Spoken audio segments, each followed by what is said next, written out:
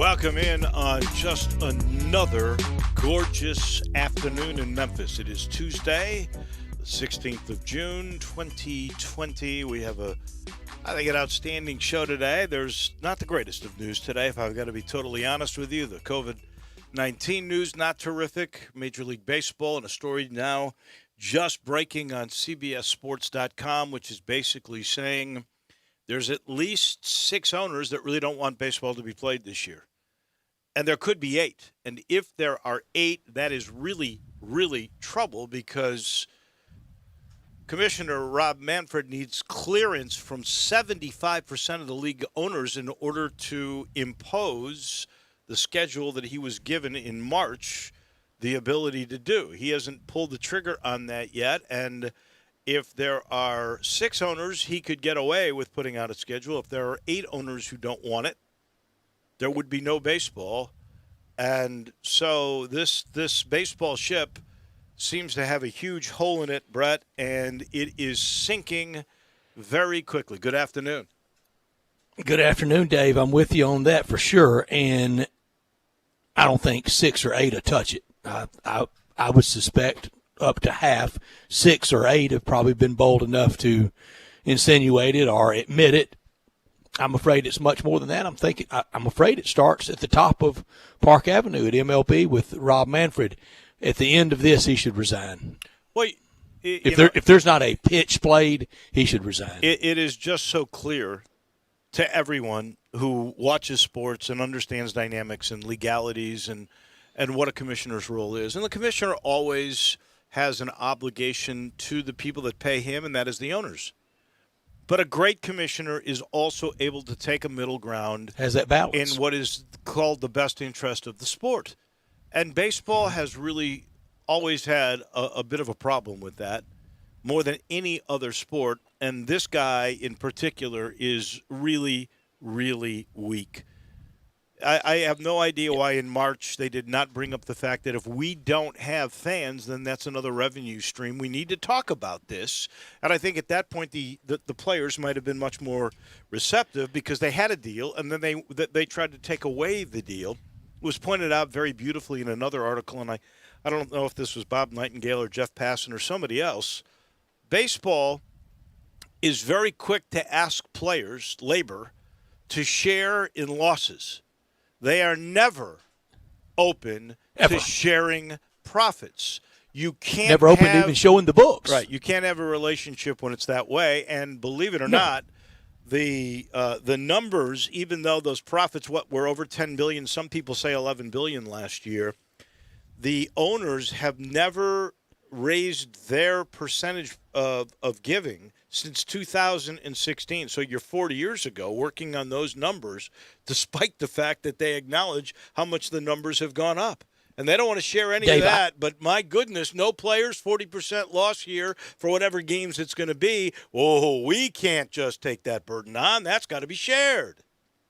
I think we've heard the word a lot of late, systemic. I think it is systemic in baseball to be averse to its labor, to its players, and I think a lot of it still goes back to not anywhere close to the scab or the scar that it once was, how the owners felt about Curt Flood. But they didn't like that because they had one of, and that's almost 50. They didn't. Well, it is 50 years ago, 1970. It is 50 years ago for what they did to Curt Flood. You talking about some apologies from the past? Curt Flood deserves one. Well, and baseball treated him horribly, and then it really launched Marvin Miller, who was supposed to go into Cooperstown this summer, and I've joked that his family's got to think, boy, they're just never really going to let him in because when he's supposed to go in, we have a worldwide pandemic to halt everything. But he will go in next year.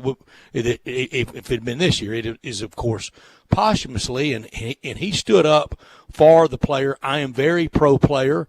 I am not at all anti-capitalism. I do not play the class warfare game unless it really needs to be played. And a lot of times with baseball, it really needs to be played. And the saddest thing is I'm hearing a lot of top-of-the-hour news that really doesn't do sports. They're talking about, a sport that was already weakened could really be finishing itself off. Baseball, it's not the America's pastime anymore. I'm not going to try to make a case that it is. It long since hadn't been that. But baseball was not weakened. Baseball team values, owners, their take, what they make, record highs last year. You mentioned the 11 billion. That was second only to the NFL. Now there's a lot of dates, so that makes a lot of reasons for extra ways to make money. But it could be stronger. There's at least 2, if not 4, too many teams, but there's probably that around the NHL and the NBA and the NFL as well. Maybe not as much the NFL as the other two. All of them could be a tad bit smaller. You're always going to have a lesser, and you're always going to have some teams that are much more. You look in big markets. We were going over the regional sports networks yesterday in the competition. I won't say it's predominant in these markets, but it at least is on an equal footing.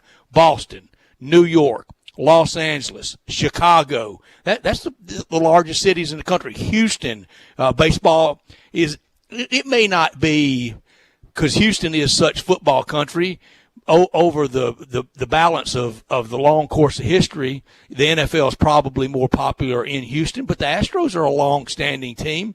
And then other markets without NFL teams like St. Louis, where it's very strong. In Milwaukee, we know that's a Packers town and a Packers part of the country, but baseball's been pretty strong of late in Milwaukee. And now to just totally do this to yourself, literally drench yourself in gasoline and ask somebody for the match. Well, a mainstream media person, Craig, and I forget his last name, whose wife, by the way, is a sideline sports reporter, and very good. He basically said, and he loves sports, but he's a news guy, but he basically said, yeah, at NBC, his wife's Lindsay Zarniak, right. Craig Melvin. Craig Melvin, yeah, and he's terrific, and he's super terrific and super talented, and she is too. He made the point today. He said baseball has lost any chance of being the national pastime again. Yeah, it probably was long since gone, but this seals it. Well, this is it. I mean, and to think the irony, and this is me speaking, not Craig Melvin. They had their chance here because there is no sports. Golden opportunity, Dave. You should have been playing Memorial Day. Had they gotten their act together and just had agreed even to 80 games, 90 games, got it started. Something. In just May, whet the appetite. They would have owned the last few weeks. There would have been spring training, all of the attention that golf just got, all the attention that NASCAR got, all the attention that the UCF fights have gotten, all that attention that the Bundesliga's gotten. Exactly, the Bundesliga, the German soccer league is getting all this attention. Did I pronounce it correctly? You did great. Check with Jacob. That would all be baseballs. And they've just blown it. And they have. And Dave, I don't want to be too dramatic about this. I think I have my life in the proper context. But yes, I love sports. I love sports a lot. It's why I'm in it. I am fanboy. I am jock sniffer. I love this stuff. I love it. But baseball has just about sent me through every stage of grief you can go to, and now I'm at the one that you don't want anybody to get at. I'm getting close to not giving a darn. That's apathy. Apathy is the most cruelest reaction that any fan can have, and that's the one that you're getting close to. And I huff and puff, and I'm running back next year, and we'll jump right back in its arms. And if I've got to pay $82.50 for a ticket on a Tuesday night, I will. If it was in March when they agreed, I think that was March 26th they came to that agreement. If it was, say, 70-30 or 80-20 that baseball would be played, and let's just say starting this week or when the commissioner erroneously said 100% will play baseball, let's just say then it had slipped to 50-50. After this news from CBS today, where at least 6 owners are pretty much confidently on record of saying they don't want to play, what would you say the odds of a season would be? I never go 0 or 100, so I'll say 1%. I think it's better. I would say it's 25%. This could be the Oh, last Dave. call. You're This could right. be because there's going to be now. This story is out You there. think this is bargaining? I don't know if it's bargaining, but I do know this. This creates mass pressure from all of baseball fans. This creates mainstream media like Craig Melvin or talk shows like you and me to say how baseball is blowing it, how it will lose. Man, I'm glad you counted us in there as mattering. It's foot in the marketplace. Seriously, this puts pressure Yeah, I on know, those guys to even say, okay, I hope so. we got to play 50 games. We're going to have Darn to it, bite baseball. the I bullet. mean, why you got to do yourself like this? And I am sad to say, and I think it is a healthy group out there, and some of the groups you just described, talk radio and others in the media, they hate baseball. They're loving this. They've got baseball dead and buried right where they want it. I said for years, if some could click their heels together and make it disappear, they would. And they got the perfect pawn as commissioner. And I'm not going conspiratorial because 24 hours ago I thought OAN was an outdoor network. Yeah. I'd never heard of it. I'd never heard of it Dave, either. I know you have. I swear I thought the O stood for outdoor. And I thought, it's outdoor action network, something like that. But anyway, I know you have some foreboding COVID numbers, and we like to give them all. But we mentioned March 26th. Yesterday, the official deaths at the COVID-19 project, 375 nationwide. Second lowest since March 26th, the day of Rob Manfred's pronouncement. Right. Second lowest yesterday. So that means on Monday, 7,200 people perished in the United States from something other than the virus. Yesterday, Illinois, lowest since early April. Yesterday, Michigan, 1 death, lowest since March. New York, the state of New York, primarily New York City, it's primarily responsible for a third of overall deaths. And then this one. This is kind of the coup de grace number for me today. 3,141 counties in the United States. 3,141 counties in the United States. Mm-hmm. Yesterday, only 11 showed increased virus cases. Well, unfortunately, the one county that hits home is Shelby, and it's bad. The state, by the way, today, and we'll get into this in a second, but 670 new cases, and that's just the highest level of COVID patients. What are the total? Where are we total in Tennessee now? Around 485. Deaths 483. 31,000 cases. No. In the state of Tennessee, we've had how many deaths? 483. Yeah, and that's one per million. Per million, that's 70 deaths. Minnesota, and it ties into sports here with the 3M. The week before the WGC FESJI, the 3M, they announced they're going to have a tournament the week before, but fanless. At the TPC course in Minneapolis, and we talked about this yesterday as well, they've had per 1,236 or 1,335 deaths. Scary news today. And in the state of Tennessee, the seasonal flu deaths 1,144. So still for this year, more likely to pass from the flu than from the virus. Well, that is true, and we appreciate those numbers, and hopefully, those things are not going to get much worse. But we just got news today at the NBC station, which is DFW in Dallas-Fort Worth. A woman tested positive for COVID-19 in February.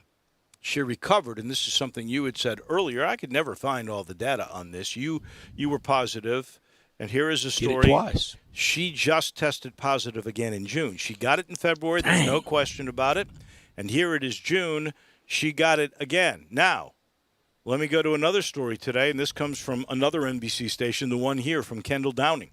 Dr. McCullers, and we've spoken about John McCullers. He's the man in command at Le Bonheur. He's number 2 at UT Health Sciences, which is the University of Tennessee Medical School in Memphis.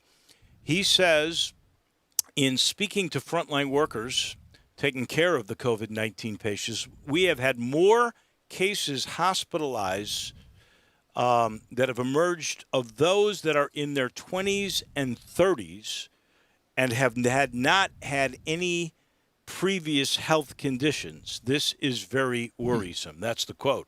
So we've been talking, you and I, and it's deaths that we usually talk about, but we're getting hospitalized 20 and 30-year-olds now that have not had prior health conditions, and now we're seeing that it can happen again. So, and that's the Dallas woman who had it in February, recovered, and now got it again in June. Basic intelligence here, logic that I try to have. We need a treatment, and we need a treatment as soon as possible because I don't foresee any normalcy at all. We keep getting different models, and each model changes almost every day. These numbers that we give you, they change almost every day. And the truth is, it becomes a big glob of stuff. Yeah, we don't have our total finger on the pulse. It's impossible because we've never seen it before, and we just don't know. So we sit here and we grasp for this number, we grasp for that number, trying to make sense of it, and we don't quite have it. And that's real people. It's real people sick. It's real people that have passed. It's real people that have recovered. We know that. We care. We're empathetic to it. But I'm sad to say that I'm afraid the sports world has desensitized us to the law of big numbers. Well, he makes $17 million. He makes $13 million. He makes $19 million. He makes $40 million. He makes $3 million. He makes the league average $800,000. And we hear that, and it's just so mind-boggling to most of us to try to wrap our whole idea around ever having that much money in our life, much less for playing a game. Then we get to 100. I can remember when the virus deaths were 20,000. And it's exploded to 120,000. We did get good news today on this cheap generic steroid. I'm not going to try to pronounce it. It has reduced deaths by 1/3 in patients on ventilators, plus 1/5 for those getting oxygen. And it's been out on the market for a while. This generic steroid, dexamethasone.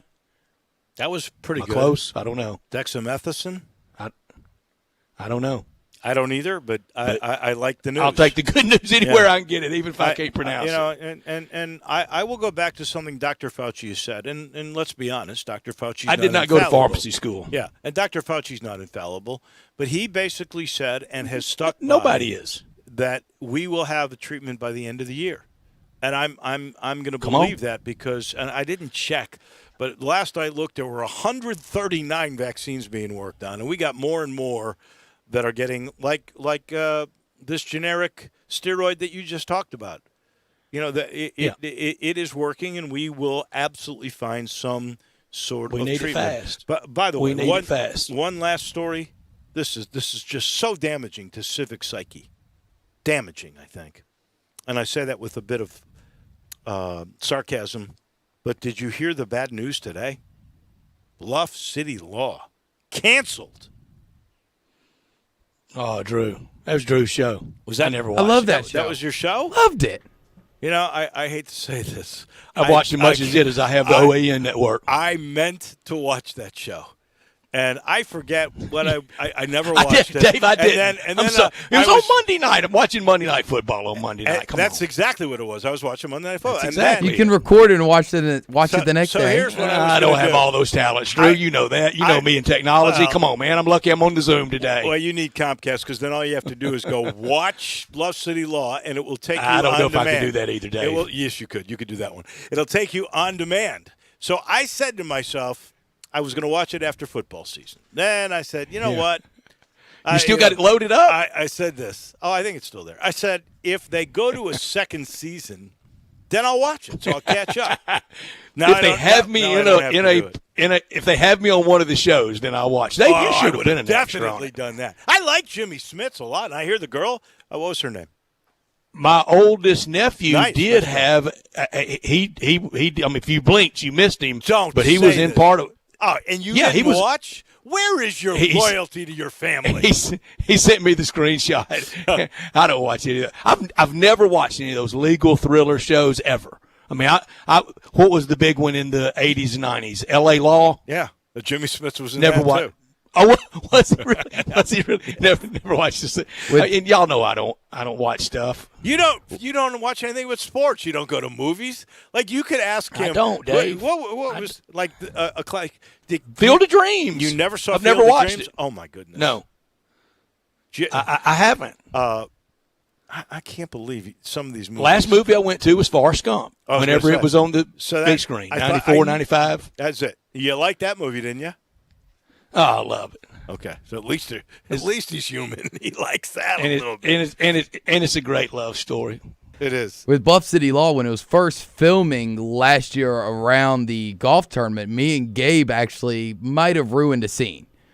We were on those bird scooters. I was living downtown at the time, and we were going to one of the media events down on Beale. So I told him just to park on Tuesday night. Park in my apartment. Yeah. We'll go down there. We got on birds. Didn't realize that the road was blocked for everybody, not just cars, and birded straight through it, and everybody just staring at us.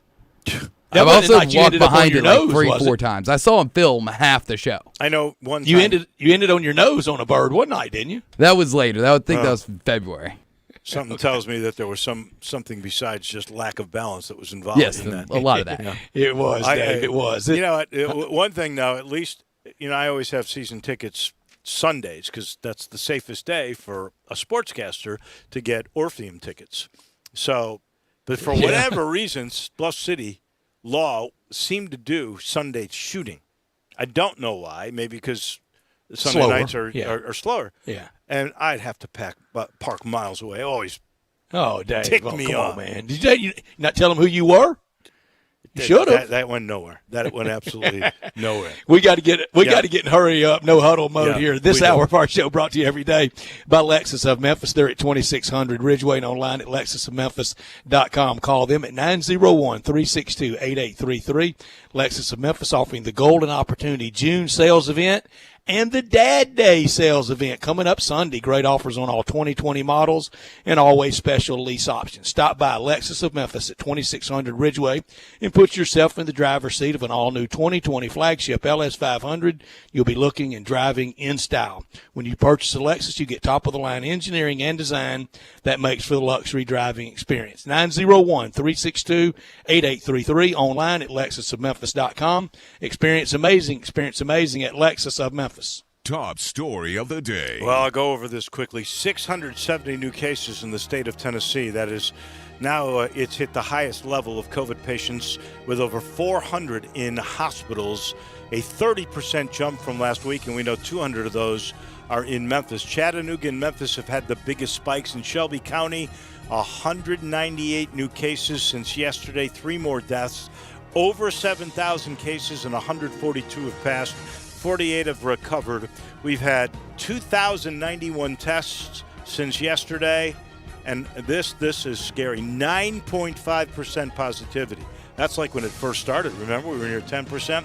Some days we were below 4% in the last month or so, all the way to 9.5%. We now have over 100,000 Shelby Countyans who have been tested. Tennessee, we mentioned 31,483 passed, 20,152 in Mississippi, 915 fatalities, almost 13,000 in Arkansas with 182 who have passed away. United States, we're almost at 2.2 million, 118,741 fatalities, 892,000 recoveries. So that is a good sign. In the world now, 8,196,000 cases, almost 8.2 mil, 443,000 have passed away, 4 million have recovered. My top story, 26 years since the last time baseball didn't have a World Series. 1994, World Series started in 1903. Baseball started in the National League in 1876. So 1875 was the last year not a single recognized game being played by a National League team. 1870, the last time an organized league didn't have a game. That was the National Association. The last time a team with St. Louis Cardinals across the chest didn't play a game, 1899, when they were the St. Louis Perfectos, on the day they announced no season, Rob Manfred should hand in his resignation. That would be no loss to me if that were the case. My not top story is top story of the day. It is the owners that you just mentioned. 6 of them pretty much saying they don't really want to play. If there are 2 more that are out there definitely won't be baseball. But I like this story a lot, and we get it from Brent Beer's college football notes. And we will have Brent on coming your way at 4 o'clock. And that is that Brady White has been ranked as one of the second-tier all-NCAA quarterbacks. There's only 2 Tier 1 quarterbacks, and that's Justin Fields and Trevor Lawrence. After that, Brady White is grouped, and he's grouped up high in that second tier. Quite an honor for the Memphis quarterback. If, little kid word, well, I know we got to hurry. If Brady White went out and in the regular season before we vote, you got to remember Joe Burrow added about 10 touchdowns after the Heisman voting was done, so he was around 50 touchdown passes. I'm trying to get around. How many touchdown passes does Brady White have to throw to just get invited to New York City? How many did Joe have last year? It was the most ever, I forget.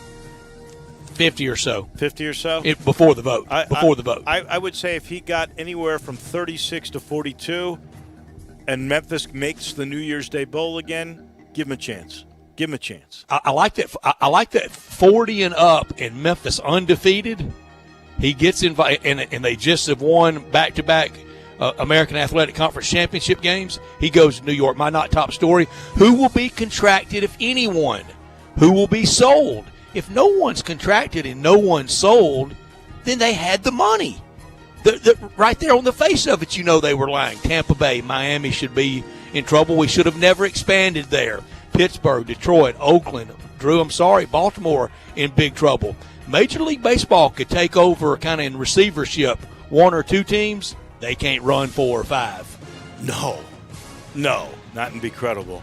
That is for sure. And those are your top and not top stories of the day. We mentioned Brent Beer, Doug Bell, Bo Marchant. That's the lineup. But next, guy we haven't talked to in a long, long time. He used to be the voice of the Tulane Green Wave. Now he's the voice of Zion. He's the voice of the New Orleans Pelicans. His name is Todd Graffanini, and he is next. Search Sports 56 on Facebook and give us a like. And follow us on Twitter at Sports 56 WHBQ. Visit Frontier Western Store this Father's Day for the perfect gifts for Dad. From now until Father's Day, you'll save big on the classic Carhartt K87 short sleeve tee.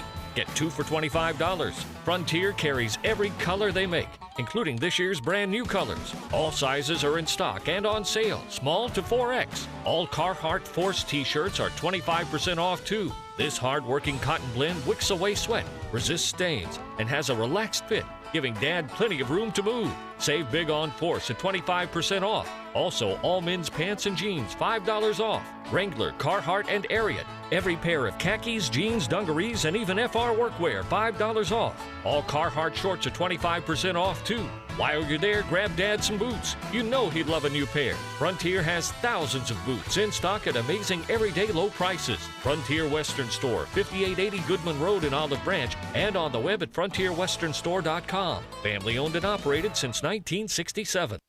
Family Leisure's here to make staying at home more enjoyable for you and your family this summer. Complete pool packages starting at $15.99. 24-foot pools only $19.99. 4-person spas starting at $19.99. Swim spas starting at under $10,000. We are offering contactless purchasing, deliveries, and curbside pickup. Give us a call to schedule an appointment or to place an order. Stay safe with Family Leisure.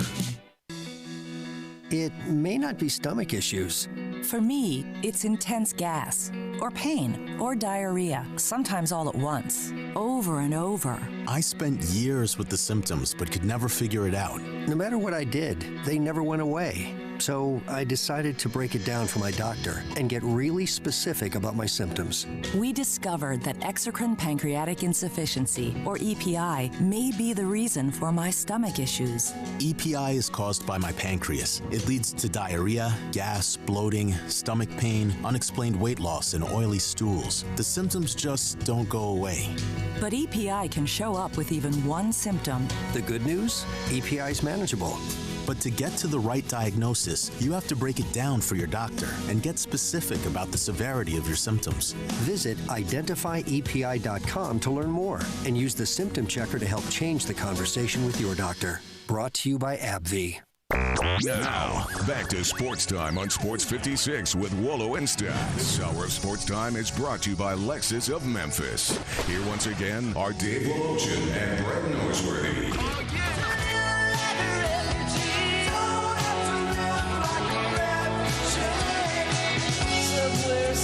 Somebody must have kicked you around. Welcome back into the Family Leisure Studios. It is a really fun task to bring in good friend, former voice, longtime voice of the Tulane Green Wave, now the voice of Zion.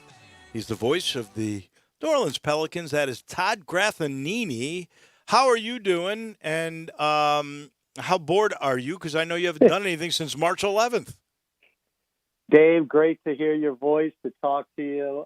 Yes, I'm bored as heck. 3 months now. Hopefully we'll get it going, at the end of July. But, for my first year in the NBA, it certainly has been memorable. I can tell you that much. Well, let's go back to that night. I think you were in Sacramento. And I want to talk about the story of you going actually from Tulane to New Orleans, but I know this is fresh in your mind. Here you are. You're down to about 17 games left. You're in Sacramento, I think it is. And what happens? I'll never forget it as long as I live, Dave. It was probably the most surreal day I've ever had as a broadcaster. And think about it, just a little backstory. We were in Sacramento for 2 days prior. We had 2 days off in Sacramento. We were going to play Wednesday night. It was a national television game on the 11th. So I played golf with Joel Myers at a municipal course in Sacramento on Monday afternoon, and COVID-19 was not brought up one time in our conversation. The next day, the team practiced in the old Sacramento Kings practice facility near Arco Arena, and that day we actually had to social distance our interviews with Alvin Gentry and the players that came in. So that was really the first time we had done anything as far as preparation for coronavirus. Well, the next day is the Wednesday, and I get into the arena early, and I go on with a local affiliate, actually the affiliate for the local affiliate for the Kings, a kind of a pregame show at 6:30 local time. We're going on the air back in New Orleans at 9 o'clock New Orleans time, 7 o'clock Sacramento time. So I'm on this show at 6:30, and it comes down basically at 6:31. I had just put the headsets on and was being introduced as a guest, and it comes right then and there that Rudy Gobert has tested positive for COVID, and the season was going to be suspended. So I'm looking at the host. I'm going, well, I guess I better get back to my broadcast. Well, I put the headsets on in our broadcast and get ready to go, and it was just about that time. We go on the air at 7 o'clock local, and at about 7:02, we find out that Courtney Kirkland, who was a referee in the game we were about to do, had been with the Utah Jazz 2 days earlier. Oh. And, of course, so I'm looking at my partner, John DeShazer. I said, we're not going to play. There's no way we're going to play. Well, here's the thing that I'll never forget. There's 8 minutes left on the clock, and Sacramento had been out there warming up the entire time. And we had not come out of the locker room. And I looked at JD and I said, something. I mean, we're not going to play. I don't understand this at all, because usually both teams are out by this time because the Anthem's going to play pretty soon. And we had not come out to even warm up. And I saw it with about 3 minutes left on the clock. I see Alvin Gentry, our head coach, come out of the tunnel and look up in the stands. And I knew right then and there that was it. And then about 1 minute later, they said that was it. No ball game. And we were on a plane 3 hours later and flew back home. And that was it. And I have not we all came in the office 2 days later. We landed about 6 o'clock New Orleans time Thursday morning. We flew all night long. We all came in the office Friday. The team was talked to first, and all the staff. Anybody who was in the travel party, and said, all right, you guys basically social distance, don't see anybody. And that's the last time I saw any of our traveling party, other than Alvin Gentry, because I've been fortunate to play golf with him a few times during this.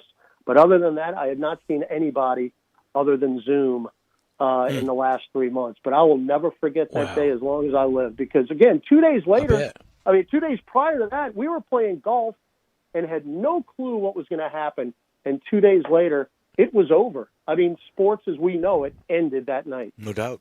Yeah, Todd, we were really just kind of ignorantly blissful for, I would say, that period into March, from about leap day, from about February 29 on. You know, we heard about it way over there. Todd, I thought of this. Was that the last time you were on an airplane? And when was the last time anybody's been on an elevator? Wow, that's a great question. Yes, that was the last time I've been on an airplane, which, again, I was talking to Dave earlier today, and, you know, I've been traveling my entire life with, you know, what I was at Tulane for 25 years, and a lot of those were doing baseball games, and, you know, I'm used to long bus trips, whatever, getting on a plane, what have you. I've just been on the move my entire life. This is the longest I've been in one city probably in 35 years. I mean, I love New Orleans, but, you know, I like to get out of town every once in a while for work or for pleasure.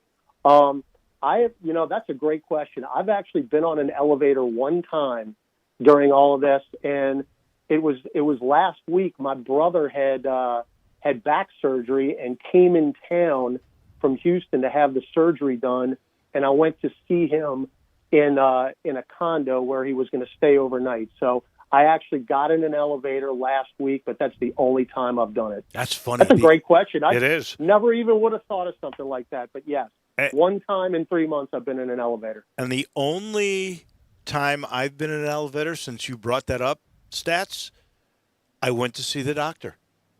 It was just a routine thing I had to do. It was scheduled. My last one was the night before Rudy Gobert night, Tuesday night, March 10th, at FedEx Forum at the Grizzlies game against who did they played and lost to Orlando.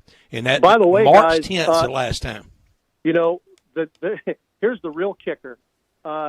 When we again supposed to play Sacramento that night, our next game was Friday night in Salt Lake City. We were traveling to play the Utah Jazz in 2 days. So we were going to fly from Sacramento to Salt Lake City that night. We had a day off in Salt Lake City, and we were going to play the Jazz on Friday.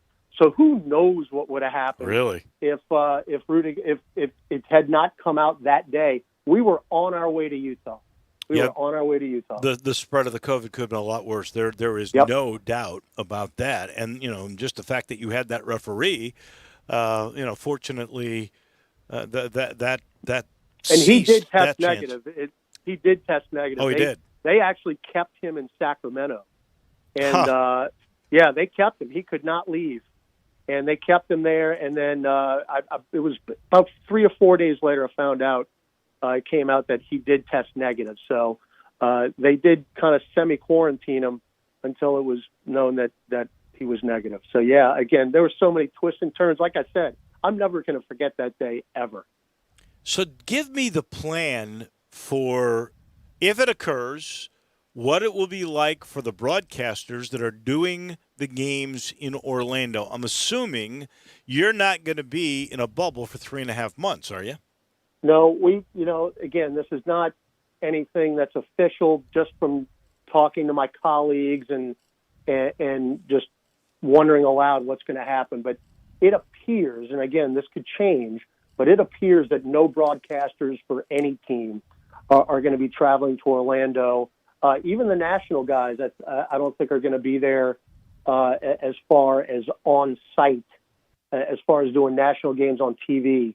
I think they're going to be in the studio as well.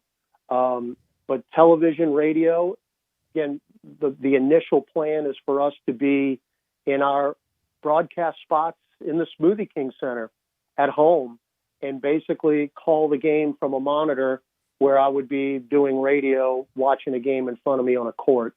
And, if that's what happens, it's going to be a little challenging, definitely. But, it's just going to be good to watch basketball again. We've had it's been such an up and down season. I mean, we went through a 13-game losing streak early in the year. And the fact that the Pels are even in this position to make a run at the Grizzlies, who've had just such a great year, is a minor miracle in itself. But it just goes to show you how this team has really come together.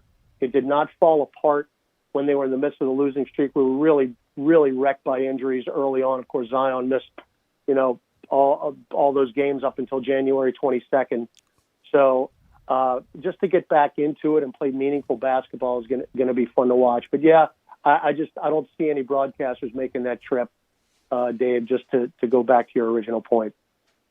And Todd, sadly for you and for the people in New Orleans, for the Pelicans, where it has been at times a struggle in a football crazy state and city with New Orleans, with the Saints and with LSU. You get this transcendent superstar.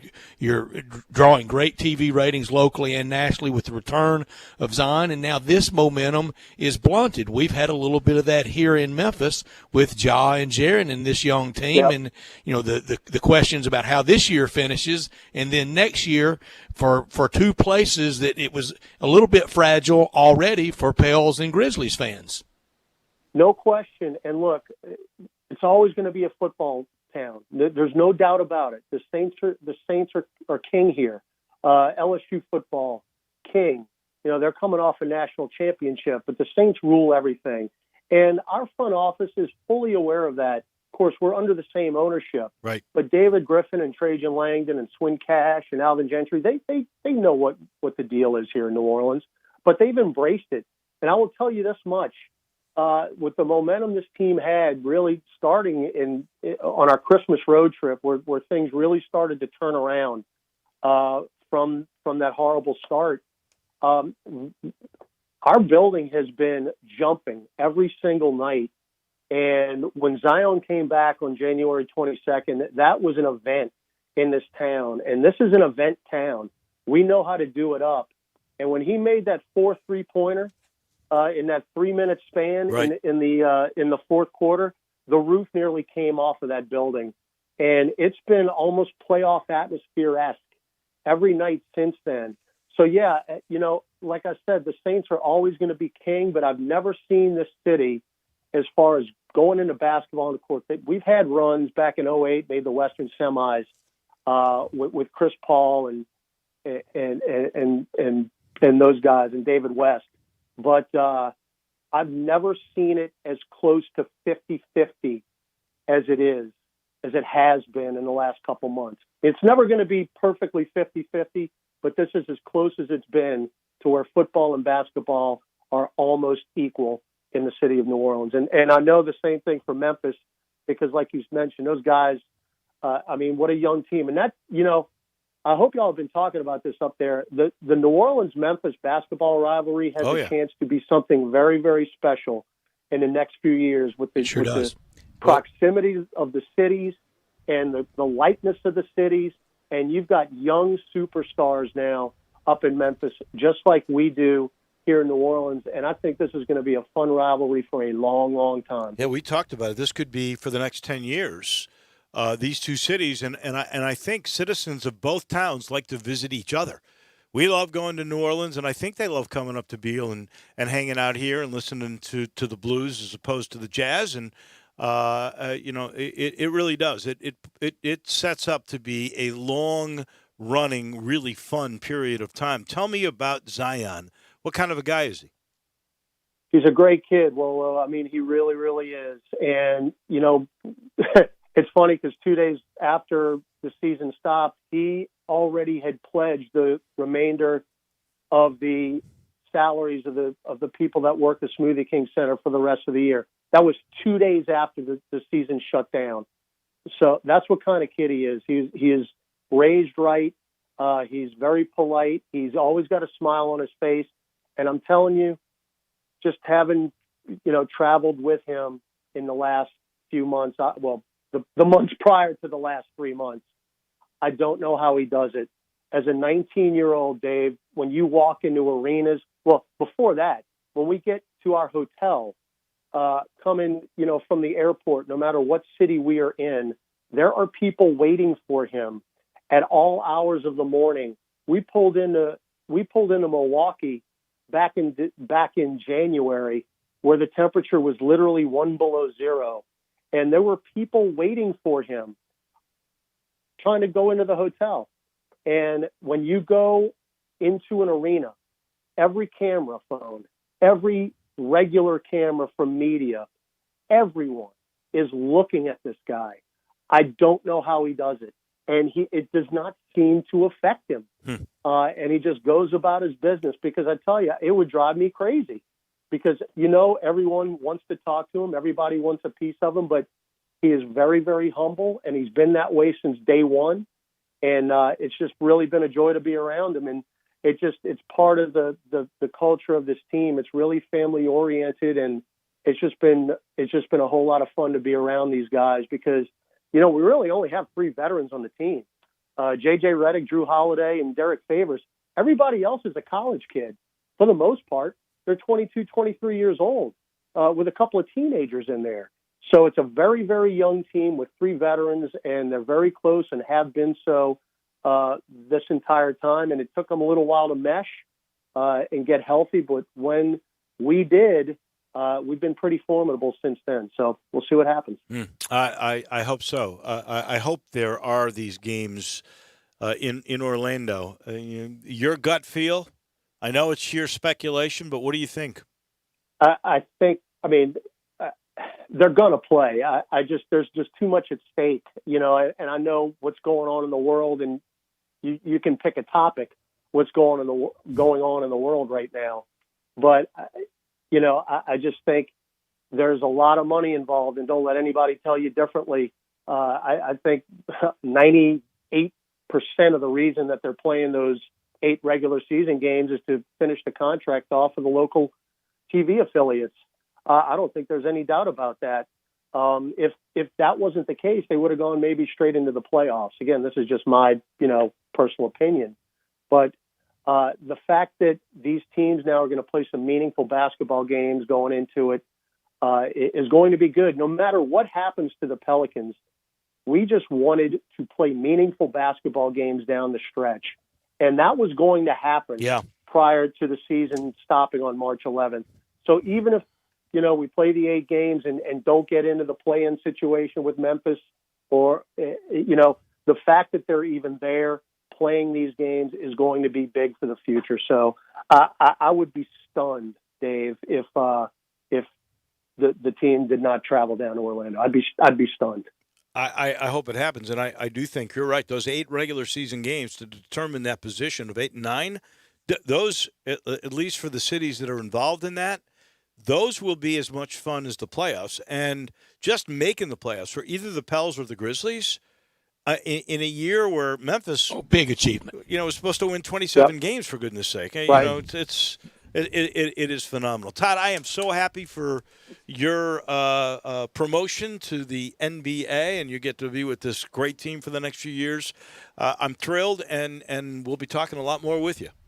Yeah, no, anytime, Dave. Great to talk to you, and you know, good luck to everybody up in Memphis. And I hope, again, I hope we're playing meaningful basketball against each other for a long, long time. And wouldn't it be fun to get in the playoffs and have some playoff series with these 2 teams? That'd be fun. You know how I love coming up there, man, and being in the FedEx Forum. It's awesome. You got it. We'll play some golf while you're here, too. Absolutely. That is Todd Graffanini, the voice of the Pelicans. Thank you, my friend. We appreciate it. We're a bit Thank you, late gentlemen. for a break. I'll let you know we're in the Family Leisure Studios where they're offering contactless purchasing. That's deliveries, curbside pickup. You schedule an appointment, go see my guys, and then it's real simple. They will either take you in, give you a catalog, however you want to do it, however you feel best about it, and then you make your order, and they'll deliver it or they'll bring it right to your car. And you know right now, complete pool packages starting at under $1,600, 24-foot pools, well, they're starting at under $2,000. Same price, $19.99 for a 4-person spa. Swim spa starting at just under $10,000, and high-quality swing sets have been discounted from $21.99. They were $34.99. What a swing, literally. It's all about making your backyard a staycation place, and they will do that at Family Leisure. Back with a wrap of hour number 1 in just a minute. This is Sports Time on Sports 56. Spend your lunch with Greg Gaston and Eli Savoy on Sports 56 middays, delivered by FedEx. Weekdays from 10 to 1 on Sports 56, 96.1 and 87.7. For the ones we trust to always be there. For the ones caring for others. For the ones who keep things going, no matter where they are.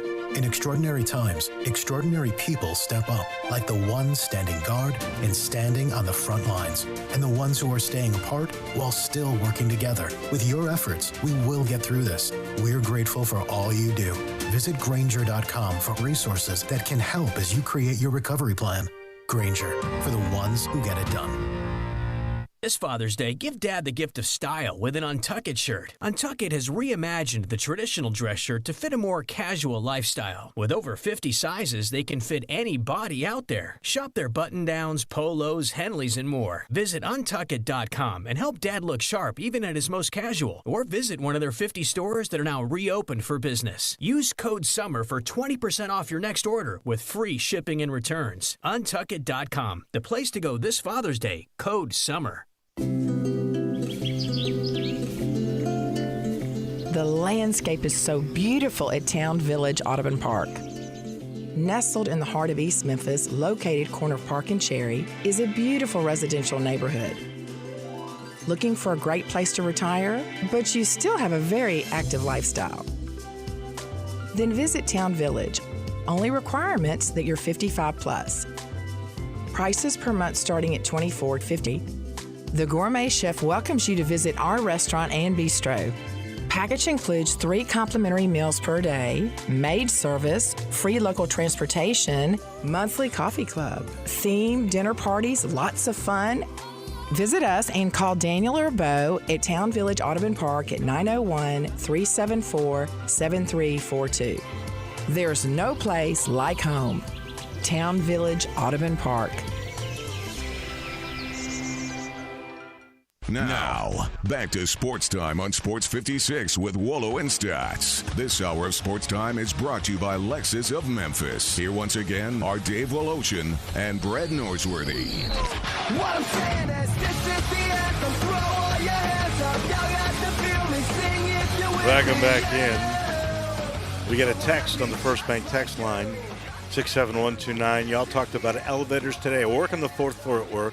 I live on the 4th floor of a condo at home. Haven't missed a day of work, so been in both elevators multiple times every day. No big deal, but I have not gotten on a plane. So we thank you for that text.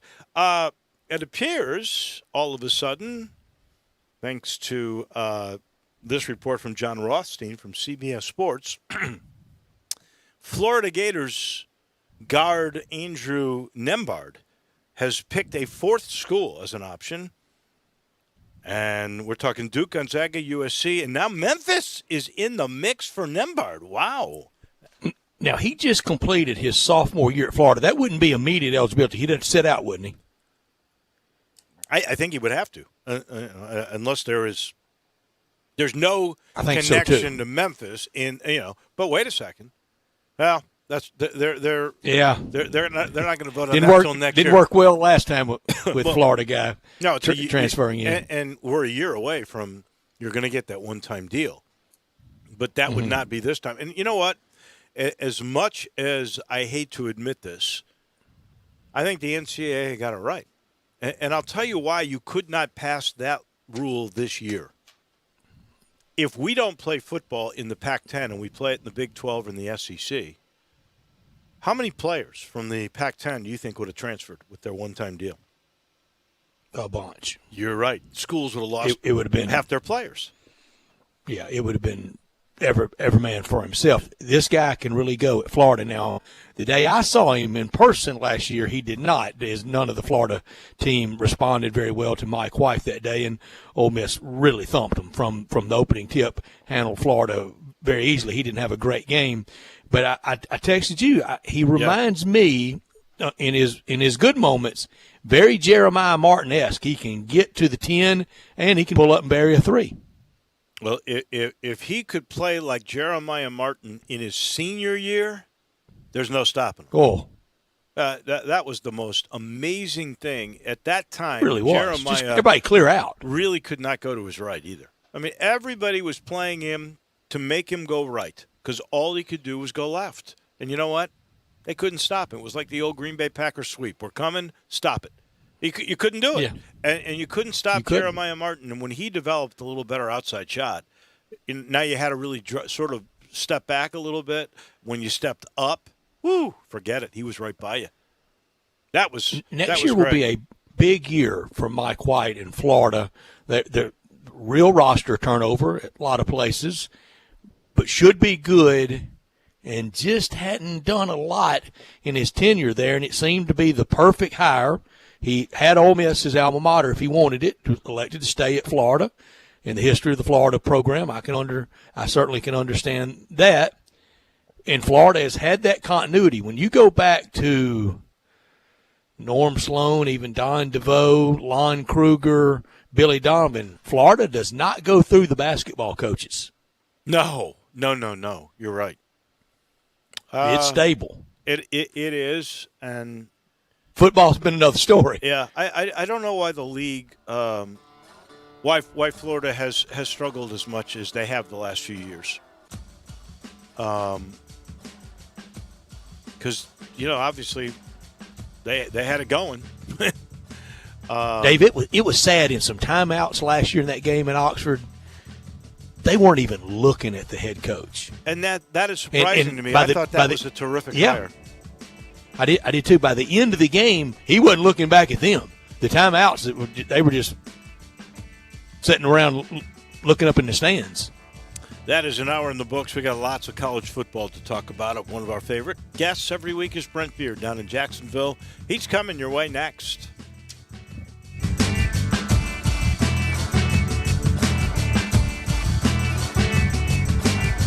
Golf is back. That's right, we have a full weekend of golf ahead of us. And even though the trophy is reserved for the winner, the big cash prizes don't have to be. To add to the excitement, DraftKings, the leader in daily fantasy sports, is putting you in the center of the action with a free shot at millions of dollars in prizes with your first deposit. It's easy to play. Just pick 6 golfers, stay under the salary cap, and submit your lineup before the tournament tees off on Thursday. The more red numbers they have on the leaderboard, the closer you'll be to winning some green. Rack up points for pars, birdies, finishing position, and more. Download the DraftKings app now and use code HERD during sign-up.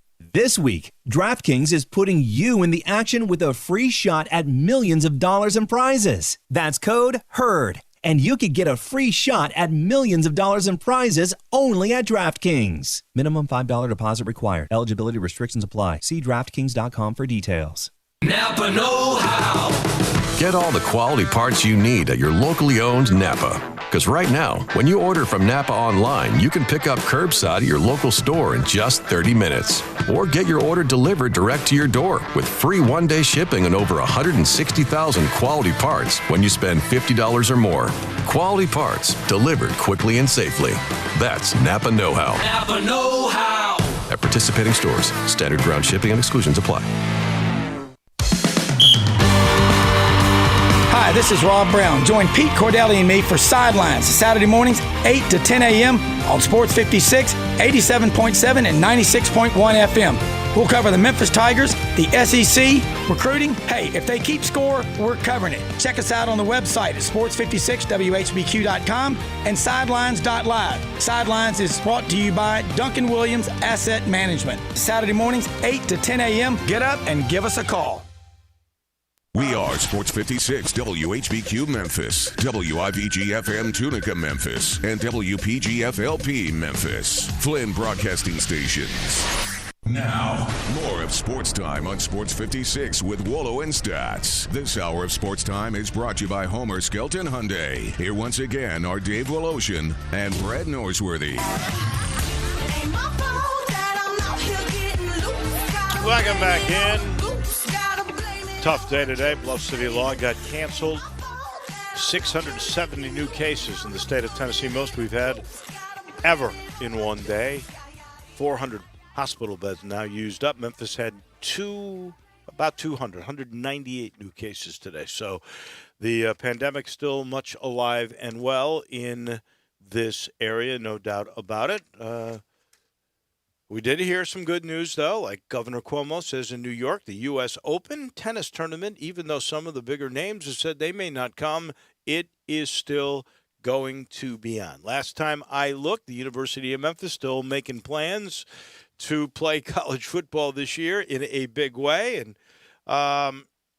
Brett Beard joins us now, reading his notes this week. I was very, very enthused about several things, and I now have a definitely a brand new magazine that I like the best, and it's and it's going to be Lindy's.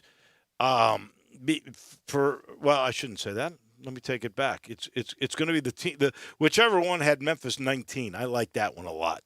That was Lindy's. Yes, it is Lindy's. Okay, so there's my new favorite one because that makes Memphis the champion of the group of five, and would be the second straight time Memphis would go to that bowl. They did. They had them 19, and that would be ahead of Cincinnati or Boise or UCF and the other polls. They're that way. And if that was the case, I think this year, what did we say? It's the Fiesta Bowl? Is that what? Where I think it's Fiesta. The group of five champions going? Because and by the way, Peach is a semifinal game. Yeah, Memphis 28 in Athlon. So you're right. Lindy's has a much better look at them. Much more accurate, Brent. Much more accurate. Well, we have three magazines that are out, and actually we get a fourth this week because the Lindy's SEC edition, as a matter of fact, is due out today. So that's something that folks can look forward to during this time. Again, remember, Phil Steele, his magazine will be out in July, but you have to order it through the website, not on the shelves this year, which is a bit unusual, but that's what he's doing. So folks just need to be aware of that, to order Phil Steele through his website. All right, I'm going to ask. And you need to go to your optometrist before you try to read it, because yeah, but it's it is chock full. So I'm going to ask both of you guys, because you really read every word of every one of these more than I do. So if you were rating these, and I'm joking about Lindy's because they got Memphis so high, but if we're talking Athlon, Street, and Smith, Lindy's, Phil Steele, which is the one that you refer to the most, that has, in your mind, the best information, the most accurate information? Well, I go with Lindy's because, particularly their SEC edition, I will, even during the postseason, until, let's say, when I get Lindy's 2020, I will look at it up until I get the new one next year, even during the postseason, because just of the depth chart, schedules, so forth, with it. Now keep in mind, Dave, they all and don't they, Brett? They all claim to be the most accurate. Sure. You see that every year, 15 years in a row, most accurate or something like that. So a little like the bracketologist. Absolutely, but that but Lindy's is one that I use. That I have within a few inches of my arm when I'm doing a segment. Yeah. Now I'm with you. I like Lindy's a lot. Now Street and Smith, they do it in concert with the Sporting News, don't they? Yeah, they do. As a matter of fact, that's good. Which is a good point. And I really like it. The unusual thing about Street and Smith, and people probably forget this. I'm guessing you guys would remember this. On the cover of Street and Smith, they don't do this as much anymore. But do you remember years ago, guys, when they would have, like, on the cover is Steve Spurrier, they would have him without a face mask. That's right, absolutely. Yeah. Yes. Yeah. It was either one bar face mask or there wasn't a face mask, right? Well, I was going to say, I thought I've got a picture of Archie Manning right now that I'm going to send to Dave. That there he is without the face mask because the equipment staff, largely at photo time at a lot of those places, hadn't put them on. Yeah, absolutely. And obviously it gives you a better look at their face, but that's well said. And I think at least now when they do these things, they've got the face mask on, but normally they do a lot of them now even without the helmet. I think Street and Smith's. Tell me if I'm wrong. I just picture that as the very first one. I remember reading them as kids. I thought Street and Smith's might have been the very first. Well, what normally happens, and again, this is no normal year, but normally Lindy's is first with the SEC edition because they know that people will be have a real appetite for the magazine, so they come out first. Then Athlon comes out, and then Street Smith may come out basically at the same time. What happened this year is Athlon and Street Smith came out first, and then Lindy's came out a week later. No, I'm just saying, I remember as a kid Street and Smith being there, and I thought they were the first ones to come up with this concept. They may have. They've probably been out as long or longer as anybody else has. That would really be interesting to look at that too. Speaking of walking down the remembering lane here, I'll just touch on this real quick. If you guys remember Forrest Davis, who lived in Birmingham and did an annual recruiting magazine. Yeah. There was a huge article on Forrest yesterday that came out to me that was fascinating in that it talked about how he basically got in many ways recruiting, or was one of the pioneers of recruiting, and people have kind of wondered where he went when you had the all of these websites that came out like Rivals and 24/7 and so forth. Forrest was not able to keep up with the magazines and websites, so he basically decided to retire. But Forrest Davis is still alive. He's still working in Birmingham. And if you want to have a blast from the past, that was one of the more interesting things I read last night. Forrest Davis, Davis, in his magazine. He had a 900 number 2 for recruiting.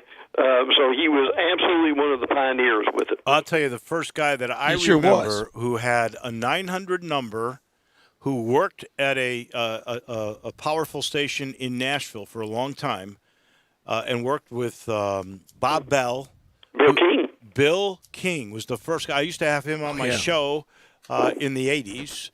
And Bill, at first, Bill did not want to be known just as a recruiting guy. And then when those 900 numbers came out, then he wanted to be known as the recruiting guy. And he was really smart. Lucrative. And he cashed in. And I still think he's doing it.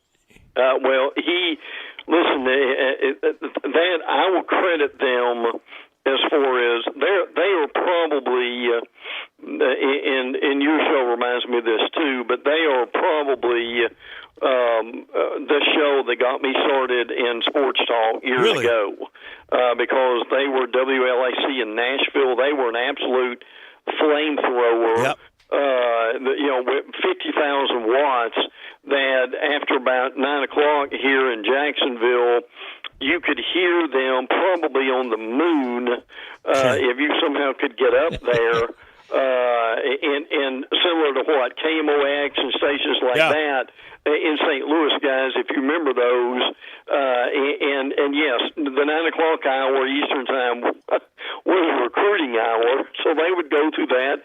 And I'm telling you, if they had 100 guys on the phone back then. This dovetails into what Dave is saying, that those were the guys. And listen, and I'm telling you, to have found out where some of these guys were going, if these big time players are going to their favorite team, some folks would they would have paid $100 for 3 minutes just to get that information. Yeah, it is funny. Yeah. Go ahead, Stas. No, that's okay. Well, I was just going to say he's talking. We're talking historically here, and Bill King being the first one there, and you're listening to a flamethrower and how it motivated you. I was a student at SIU, and I know there was a Pete Franklin was the first guy to ever do talk sports. Yeah. And he was out of Cleveland on a flamethrower, as you would say, a 50,000 watt clear channel station. And then the second guy might have been George Lapidus, honestly, to do sports talk in America. But the guy that I heard second, besides Pete Franklin, was a guy in St. Louis. It was KSDK at the time, and it wasn't the KMOX kind of flamethrower, but in Carbondale we get a lot of the St. Louis stations. Sure. His name was, I want to say it was Bud Brewer. And he did like a 5 to 6 show or a 4 to 6 show in the afternoon. Huh. And I would listen to him, and he'd go, okay, 6 o'clock, got to leave, time to go to the ballpark. And I'm sitting to myself, he talks for 2 hours a day, gets a freebie to the ballpark. I got to get that Good gig. life. I got to get that Good gig. life. You know what Jack Buck said the perfect life was? He said, golf course in the morning, racetrack in the afternoon, ballpark at night. There you go. Trifecta. He said that was the good life. Ron Barr was somewhere in all that, wasn't he? Yeah. With Sports Bylines, because the first time I'm laying in bed like in 1984, 85, and listening to sports overnight and listening to Ron Barr. And Dave, I swear Bruce Marshall was on with him. I think he was. You know what? We have to ask him on Friday. But Ron Barr, he was the first national overnight guy, right? Because back in those days, you had Larry King, and I think Ron Barr took that thing just for sports.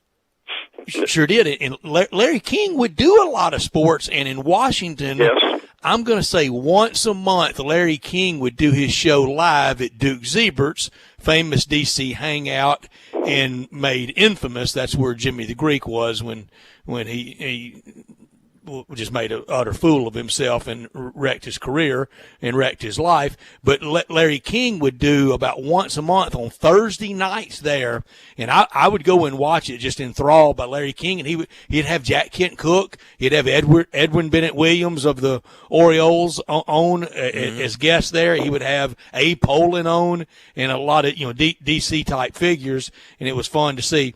Brent, we won't see a lot of those type of people this year at SEC Media Days. Yes, and there was a thread on Twitter last week that alarmed me and saddened me. Look, now it's easy for me to carve out 6 days in the middle of my summer. I'm not married. I don't have any kids. I don't have any grandkids. I don't have any hobbies. As Drew and Dave both know, I don't watch anything on TV but sports. I really sports is all I have, and it's all I want to have. Yeah. And I enjoy that. So I love going to SEC Media Days. It's not going to kill me not to go, but I love doing it. But the thread that disturbed me last week, I saw so many people in the media with a reaction of good, can't stand going to that junk, glad I don't have to do that. Have you ever thought you might not have a job in 6 weeks? Yeah. Well, look, the thing they're really saying is I really don't want to work real hard which if you're going there, you're going to. Listen, I have missed. This will be the second media days for the SEC that I have missed since the early '90s. So, and look, it was tremendous for me. It was a lot of work, but I enjoyed seeing the players, seeing the coaches, seeing friends like you guys. And it was really, I'll be honest with you, it was really one of the highlights of my year. I would learn something. And I didn't mind working. Listen, I remember when I worked for Rivals when they first began, and I was basically one of the first guys that they sent there. I did a story on every team and on every player.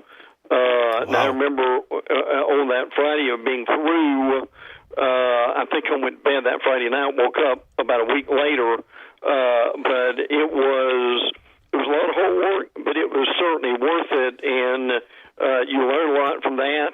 And that's unfortunate. I think it. Look, I understand some things people don't like about it, but it does give you an opportunity to see some people face to face and up close in the media and on the teams that normally you won't get a chance to do in that short period of time and all in one place. I agree with Brett, who was saying he learned. And I learned when I went to those events. I learned from listening because we used to have, 3 guys that used to go every year.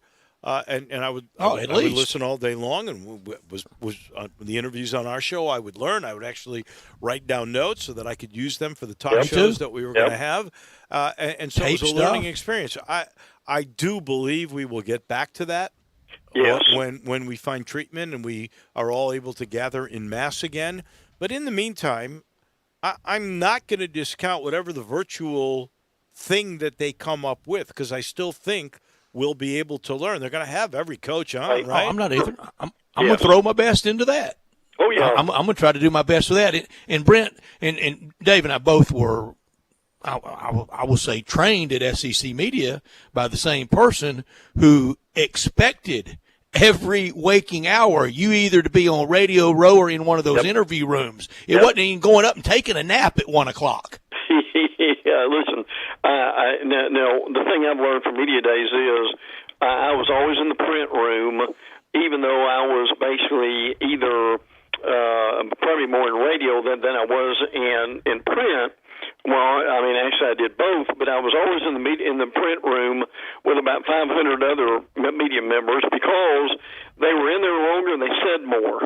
And listen, the fun thing, this is probably like in life in general, the great thing about the media days was you heard one thing from the podium, but what you really learned was what we used to call the corridor talk, and talking to members of the media after, say, the coach they covered.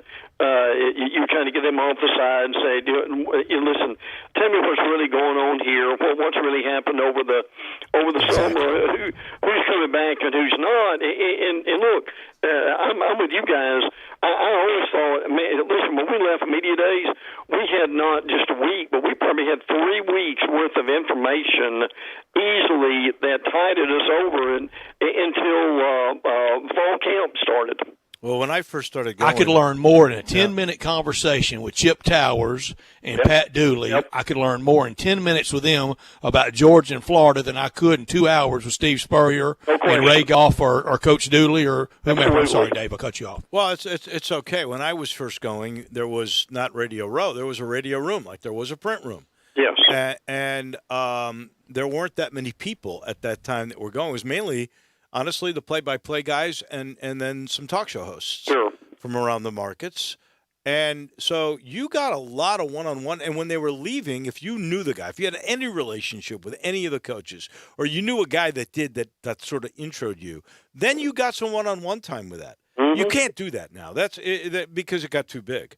But that's the way it was in the very beginning. And it was so educational.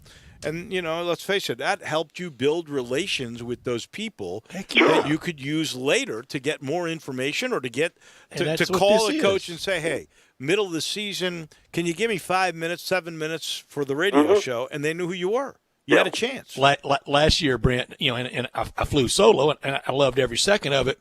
But I was next door to my immediate left were the guys from Baton Rouge, Jimmy Ott and T-Bob Hebert, Matt Moscone and crew, and real good crew.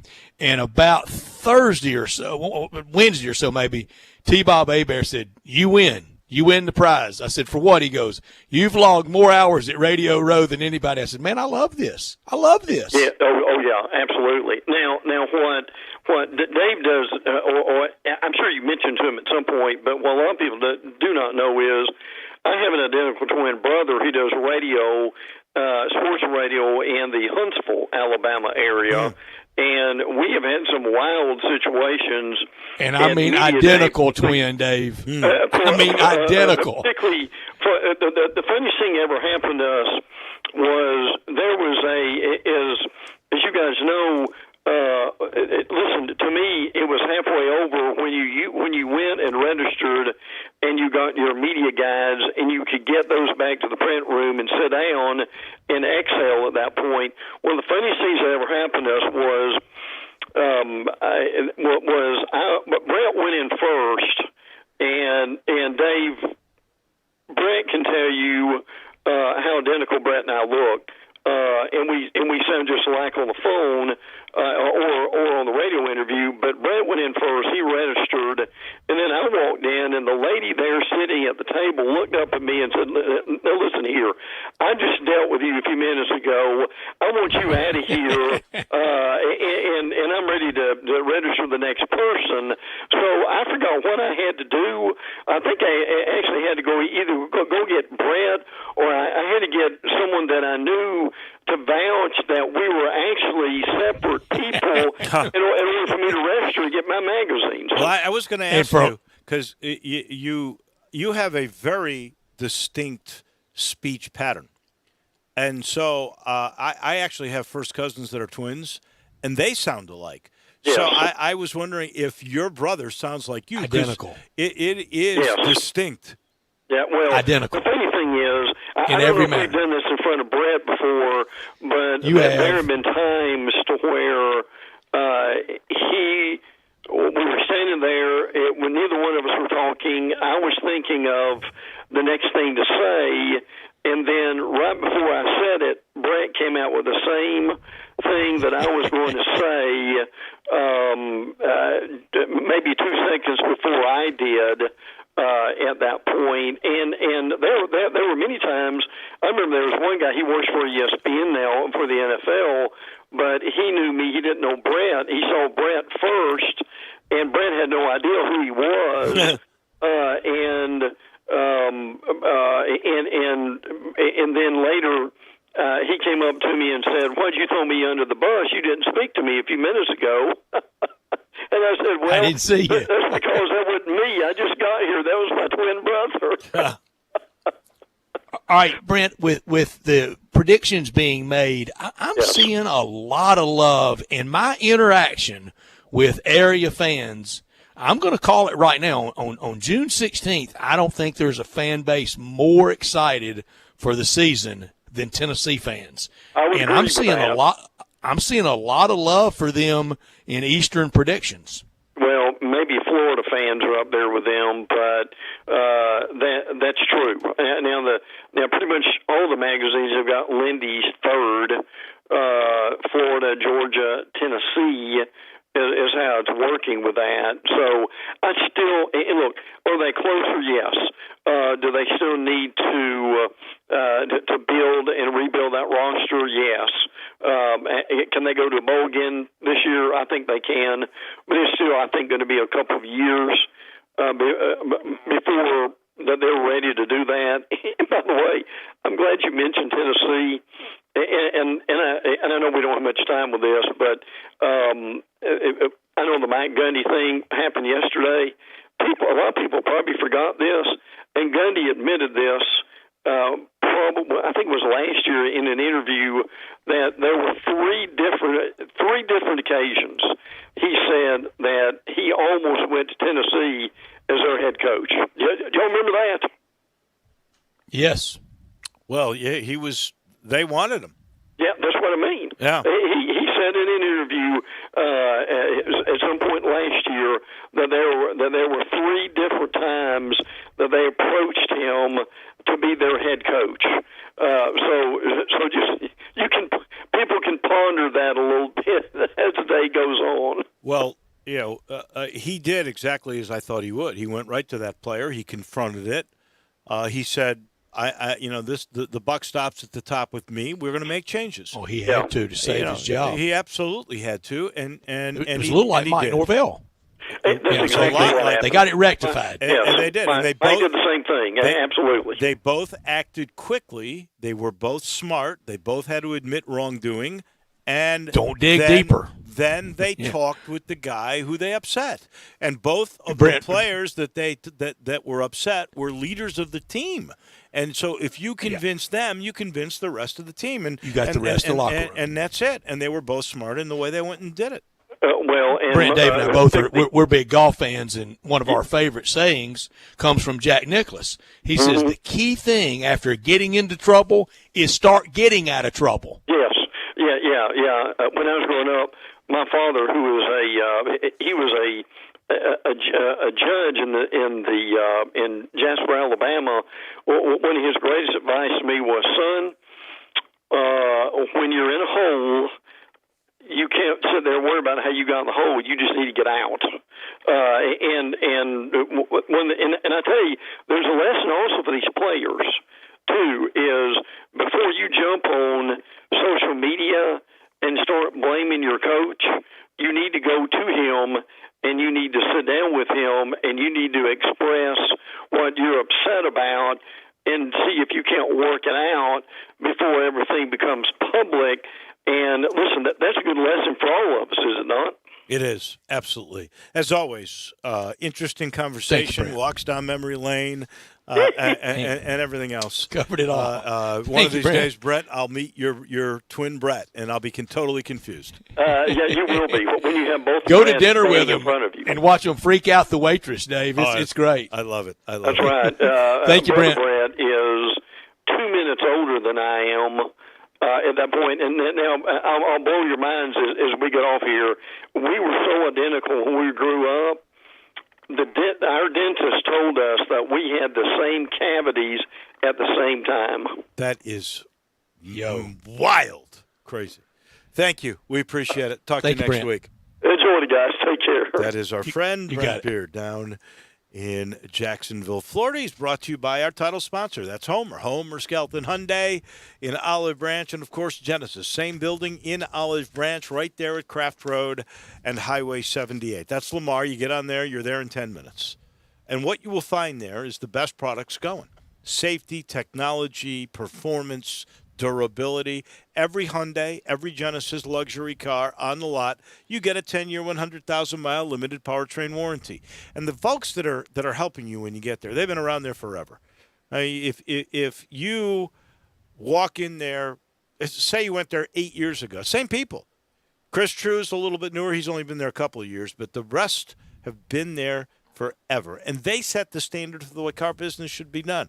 Like motivation. How about 0% financing for 84 months and, on some select models, 120 days before you have to make your first payment. 4 months. Some deals are 3 months. They understand you might not have the money right now, but 3 or 4 months from now, when this pandemic gets a little bit better and unemployment goes down, you're back in cash, that's when you make your first payment. Think about it. Just go see my friends. You'll love them at Homer Skelton Hyundai and Genesis of Olive Branch. We take a break. When we come back, we talk golf with just a great fellow from Birmingham, by the way. His name is Doug Bell from SiriusXM PGA Tour Radio, and he is next.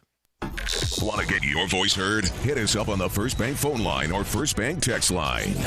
Hi, I'm Greg Gaston for Window Genie. Window Genie is a trusted name in window cleaning, but they do so much more. They can take care of your home or business. They clean interior and exterior windows with a streak-free guarantee. They clean gutters, do pressure washing and house washing. They can also clean and seal concrete, brick, and natural stone. Locally owned and operated, insured and bonded.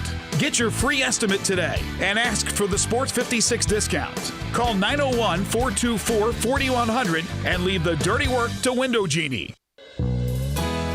Great news, sports fans. The Butcher Shop Steakhouse is now open for dine-in service. Make a reservation and enjoy a mouth-watering steak dinner. Or, if you prefer, take it curbside. In addition to their fantastic steaks, the Butcher Shop Steakhouse has a variety of entrees, including Canadian lobster tail, crab stuffed shrimp, hand-seared red snapper, and fresh ground steak burger with portobello mushroom sauce. Planning to cook out? The Butcher Shop Steakhouse offers a great selection of hand-cut fresh steaks, lamb chops, Atlantic salmon, and more. Father's Day is coming soon, so make your reservation for dine-in or pre-order for curbside pickup. The Butcher Shop Steakhouse, dine-in, curbside, and delivery. Call us at 757-4244 and visit our website, thebutchershop.com, for menus and more. The Butcher Shop Steakhouse, Walnut Grove and Germantown Parkway. I've always wanted to learn another language, but every time I try, it never sticks. So I decided to give Babbel a try, and I really like the teaching method of the app. I started with the beginner lesson on Babbel, and it starts with simple words and phrases. And soon, you're putting those words into a conversation. Each lesson takes about 10 to 15 minutes, and they're all really different, which keeps things interesting. The app is really smart. It actually keeps track of the words I'm struggling with, so I can practice them and get better. I chose Babbel because it was created by real language teachers. They built it around real life, how people actually communicate, and what they care about. I can't wait to use my new language skills in the real world. Dos cervezas, por favor. With Babbel, get conversational in Spanish, French, German, and more. It just takes 10 to 15 minutes a day. Now try Babbel free. Just go to Babbel.com or download the Babbel app and start learning a new language today.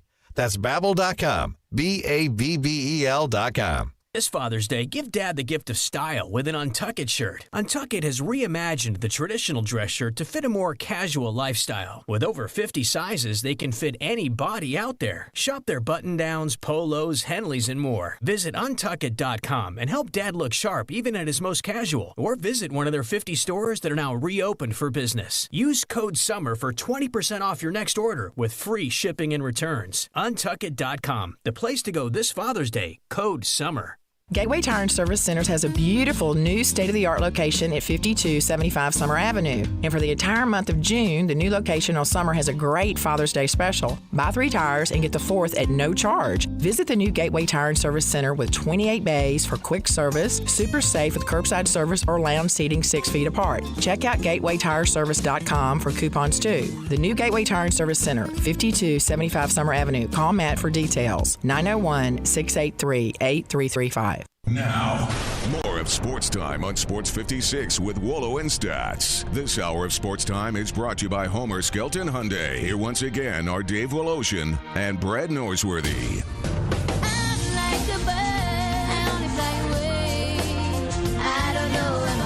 Welcome back into the Family Leisure Studios. Always love talking golf. And we're going to talk to one of the best, Doug Bell, who has been doing PGA Tour radio for many, many years. He does the majors. He roams around all the golf courses. He's one of those microphones that you hear, and we'll let you know as it's back and through. I always love the way they do that. And I don't think we could have had a better way to start. They just said every caddy, every player got tested. Nobody came away with any kind of issue or positive test.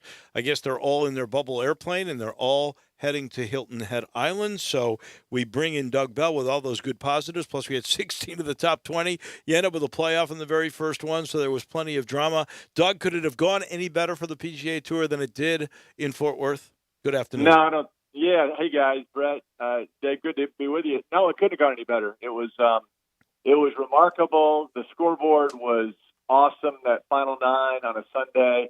And leading in, I mean, when you had 101 PGA Tour winners, 24 major winners in the field. And guys, it was interesting. The alternate list, guys who couldn't even get in, included 8 former PGA Tour winners. So everybody wants to play. They've been off for 3 months, and it was great. And I think it'll just continue getting better and better. As you mentioned, Dave, there were no positive tests for players or caddies. And I think that's remarkable under the set of circumstances that we've been in. And we see these tests popping up in professional sports leagues all around the world. So good for the PGA Tour. So far, so good.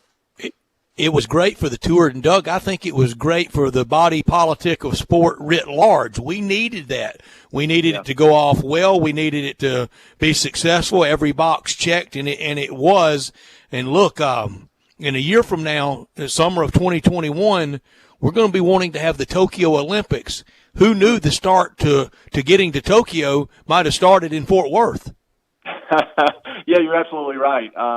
It was great to have golf back. There's no denying that. The ratings were really good for a regular tour stop. People are thirsty for live sports, and obviously I think that match with Tom Brady and Peyton and Tiger and Phil, that kind of piqued everybody's interest, even though they put a microphone on Ricky Fowler and they didn't get a lot of conversation, any noteworthy stuff. But nevertheless, guys, it was good to be back. You know, it was interesting. I was out there, and the ropes were up, the scoreboards were up. It was just like you normally see it, except it was just void of spectators. And on one side of things, it was exciting. It was, you know, I felt like, hey, you know, nothing's changed. But then obviously without the fans, there was no noise, there was no excitement. And I think the players, as the week went on, they kind of realized, you know, in order to get fired up, I'm going to just have to do this on my own. I'm going to have to somehow generate this adrenaline on my own. And I think that was an adjustment for these guys. I don't know, you know, it was new to them. They're not used to playing in front of empty crowds. It had to be weird for you, too. I've watched you guys work. You didn't have to worry about getting through crowds to get to where you had to be. But you usually, will go near a little hillside, far enough away where you can talk and you know you won't disturb the player who's either hitting an iron shot or he's hitting a putt. How cognizant did you have to be with nobody around to, be quiet?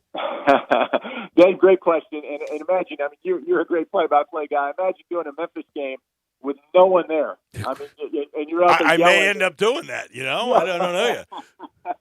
I mean, and sometimes, you know, when there's a free throw and the crowd's quiet, you know, you can hear your voice over. But, no, I was very cognizant of that because I did not want I didn't want a player or a caddy to back off because of me. So, I kept my distance, and I will say at times, especially that back night on Sunday, I was really getting excited, and at one moment I felt a little guilty. I said, I can't believe I'm out here inside the ropes, and all these great things are happening, and no one else is out here. I mean, but then again, I realized, you know, I'm lucky. That's the job that I do, and that's the state of affairs.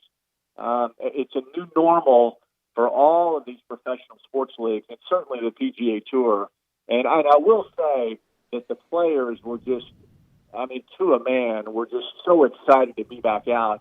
I think some of the guys were rusty. It was obvious that people like Dustin Johnson and Ricky Fowler and even Rory McIlroy, I mean, these guys obviously haven't been playing a lot of golf over the last 3 months. That was obvious, and I think that'll get better. And I think what you saw, Daniel Berger, Xander Schauffele, and these guys, Colin Morikawa, I think they were practicing really hard during the break.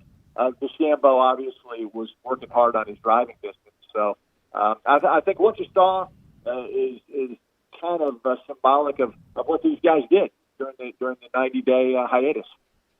Doug Bell, what was the bubble like for you every day? Walk us through that. How cloistered were you? How cognizant were you of everything and the apparatus for you being tested? How'd that work? Well, I had to be tested before I went to Fort Worth, and then when I got there, guys, I was what they refer to as outside the bubble. In other words, I wasn't allowed to be anywhere inside, maybe where the players were, maybe where they would go in and sign their scorecard, or where they might go in and pick up a smoothie at Colonial. I wasn't allowed anywhere. I wasn't allowed inside the media center. I had to keep my distance, which was fine. We knew where we could go and what we were supposed to do. And, we got wired up with our headset and our microphone and that sort of stuff, kind of on the back side of the golf course where the TV compound was. But the players, the players were tested before they came. They were tested again when they got on property. For those that were going on the charter flight to Harbortown, they had to be retested on Saturday after the third round. Wow. And the players were given an option. They could either go on the charter flight or they could go private, and then they depended on the private airlines to administer their own requirements, or you could drive. And I know several players chose to drive. Some drove in RVs because they wanted to go with their families, and they opted to drive an RV, park it, and hang out with their families. The families were not allowed on property. Every player was allowed one person who had a badge that got on property. For example, Xander Schauffele's dad was the guy with the badge because that's his mental coach. Justin Thomas allowed his father to be on property because Mike Thomas is his swing coach. And so those are the only people allowed on property that were walking around. So the PGA Tours, they're pretty strict. I mean, they're trying to keep a close tab on these guys. Caddies were wiping down the flag sticks and that sort of thing. And there were no hands. Maybe one or two players accidentally shook the hand afterwards, but for the most part, it was elbow bumps and fist bumps and things like that. So will they be tested again when they get to Hilton Head? Will you have to be tested again if you go to Hilton Head? Well, it depends, Dave, on the geographic region. For example, Hilton Head does not require a retest for me. The players, yes. Next week when I go to the Travelers, I have to be retested because that is considered, there's a higher percentage of COVID cases up in the Connecticut, northeastern part of the United States. So I'll be retested. And guys, I have to get there, and I always get there on Wednesday, which is good, because if I get there after a certain time on Wednesday, like at 5 o'clock or something, it goes from a saliva test to a nostril test. And believe me, saliva is a lot better than the nostril test. Yeah. Well, you know, I haven't been tested yet. I think I will be because I'm going to go visit my 84 and 86-year-old mother and father-in-law. And I will keep that in mind. I'm definitely not doing that swab that goes all the way to your brain because I hear that is ridiculously uncomfortable. But it's a whole who would have thought 5 months ago that we'd be sitting here talking about swabs up your nose? Never. Yeah. Well, that's the new norm. The players are used to it, and as you mentioned, there were no positive tests on the PGA Tour players or caddies. I know last week on the Corn Ferry Tour, which was down in Ponte Vedra, where the PGA Tour headquarters is located, one player and 3 caddies tested positive, and they were quickly quarantined and left the tournament. So the PGA Tour is on top of it. They really are. Of course, when the John Deere canceled, they're expecting some bumps along the road, and that's why they're going back-to-back weeks at Deerfield Village. And Jack Nicklaus and his crew said it was not a problem. So that'll be the first time in history that the PGA Tour will play the same golf course in back-to-back weeks. That is crazy. And Doug, we're gonna have a positive. We're gonna have a notable positive of a player.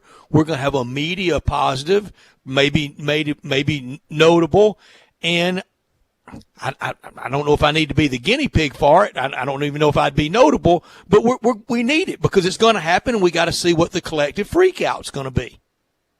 Yeah, I totally agree. I don't think that would be a bad thing. And I think the PGA Tour has contingency plans. I can't tell you now exactly what those are because, again, they test these guys on a regular basis. So we'll have to see how that plays out. People ask me when I got back, were you nervous? Was there? The answer was no, absolutely not. Not nervous. Believe me, guys, I was excited to get back to work. It had been 91 days. I hadn't worked in a long time, and I not only from the aspect of working again, but also just seeing the guys. I mean, I enjoy being around the players, and I enjoy being around the caddies, and have gotten to know them over the years. And it's just fun to kind of ask how things are going. How's the family? What have you been up to? And that was fantastic.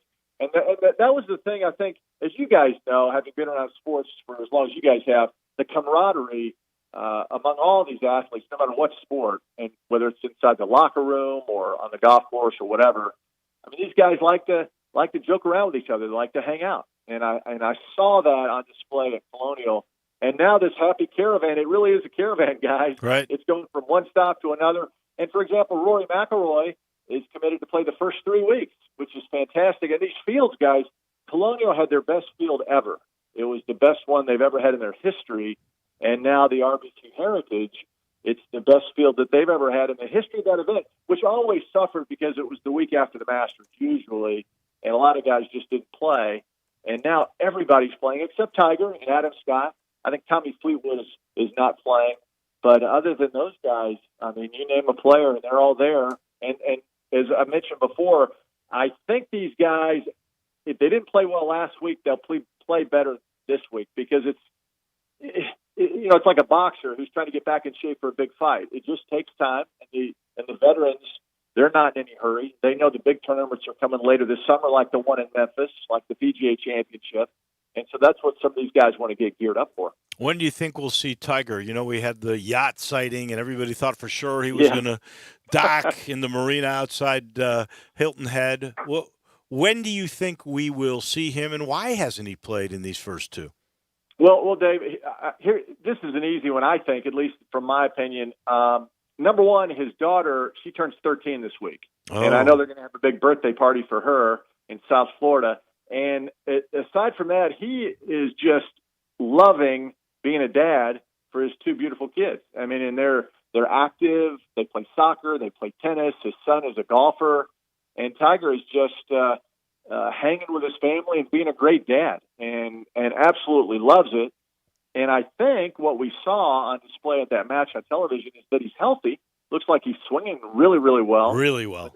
Yeah, that just doesn't look like he's taking things too seriously. So I think what we're going to see, and this is the way, in my opinion, from here on out, I think we'll see Tiger. He'll debut in this reboot at Jack Nicklaus's tournament, the second one, the Memorial, not the first one there, but the second week. He's won it 5 times. And then I think he'll probably, I don't think he's going to go back-to-back, so I don't know if he's going to play in Memphis or not, but I know he's going to play the PGA Championship. No doubt. And then I think he's going to play probably the first round of the playoffs. And then not play the second week, and if he qualifies for the Tour Championship, he'll be there in Atlanta. And then he's going to play the United States Open. And Steve Stricker's going to pick him for the Ryder Cup team.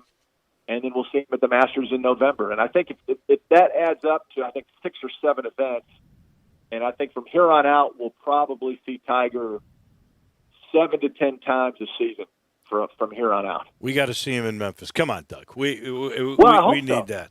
Tell him. I hope so. Tell him how nice. Daniel Berger, look. Daniel Berger loves this. You can use. Daniel Berger has won 3 times. Every time the second week in June. 2 in Memphis. And now the Colonial in the new time slot. I will tell you, Daniel Berger is excited to be back at the World Golf Championship there in Memphis. He likes that place. Oh, he sure does. We like him. Good kid. Doug, thank you so much. Hey, no problem. It's good to be with you guys. I can't wait to see you soon. Yeah, well, we'll see you 5 weeks. In 5 weeks. Maybe we'll get you on before that, though. Happy travels. Be safe. Thanks, guys. Talk to you soon. Bye-bye. You got it. Bye-bye. That is Doug Bell from Sirius XM PGA Tour Radio.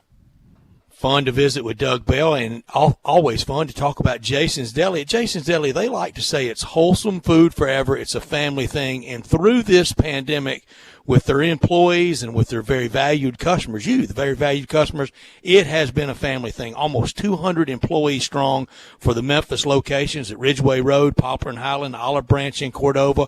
Adherence to all the social distancing, all the contactless, all the phase 2 and into phase 3 reopening standards, whether it's in Olive Branch with the Mississippi standards or the ones in Memphis, all the locations, of course, adhering to everything monitoring very strictly and ready to have you back in all the restaurants for the great salads, for the great soups, for the great meats, breads, spreads, all that delicious food. I mentioned the salads, Mesa chicken salad, chicken club salad. You can go by right now for a really early dinner. Go by one of those locations right now. The Big Chef salad, the chicken Caesar salad, and I love the taco salad, and then dive into those sandwiches, the Reuben, the deli burger, the beef eater, and the best corned beef sandwich in town, according to David William Woloshin. Jason's Deli. He knows. It's all about dude. choice.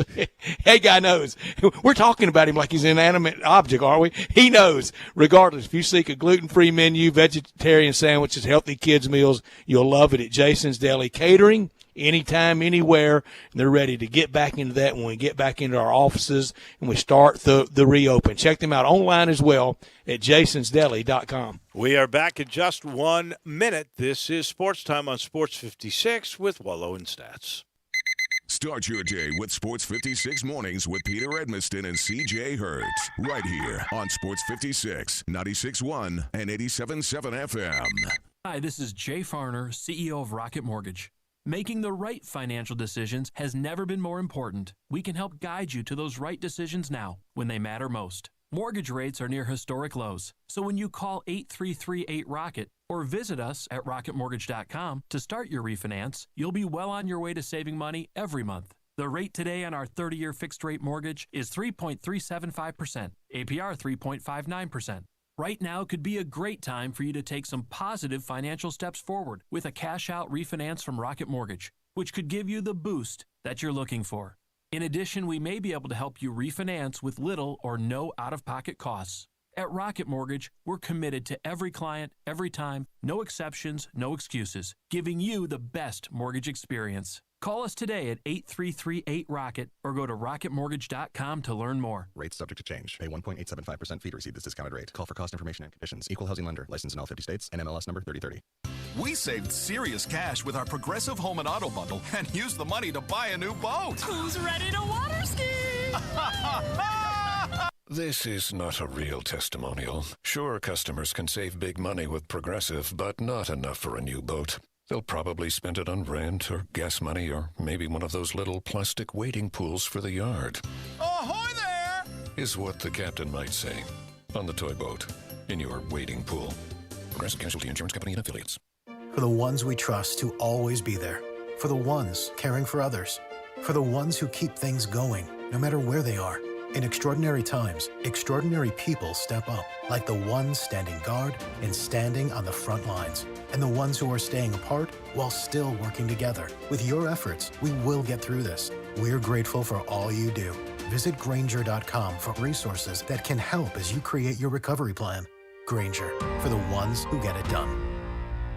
I'm here with Robert Cox, kitchen manager of the Rendezvous Restaurant. Tell us about those great ribs at the Rendezvous. Rendezvous stands alone in a unique barbecue style, only found in Memphis, Tennessee. We don't smoke our ribs, we char-broil them. The guys cooking our ribs have been doing it for 30 years. Mr. Charlie Virgos taught the guys the technique himself, and still to this day, they teach newcomers that come in the door. After our ribs come out the pit, we pre-cut every order, so you easily can tear them apart. We based our ribs on a plate and sprinkle our seasoning all over them. So, Robert, are ribs what everyone comes to the Rendezvous for? The beef brisket is now our second best seller behind the ribs. We also have lamb riblets, half chicken, pork shoulder, chopped chicken, cheese and sausage plate. Nachos are fantastic. We also carry a Greek salad. The list goes on. Robert, where can we find out more about all of these great options? Our restaurant menu is online at hogsfly.com, and recently we just added our catering menu online. Mr. Charlie Virgos' Rendezvous Restaurant, a family-owned restaurant in downtown Memphis, in the alley since 1948.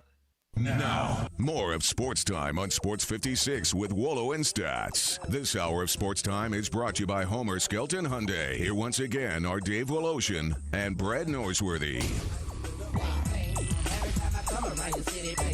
Just a reminder, our friend Bo Marchant, collegetopro.com, will be joining us at the top of the hour. It's 50th birthday today for Phil Mickelson.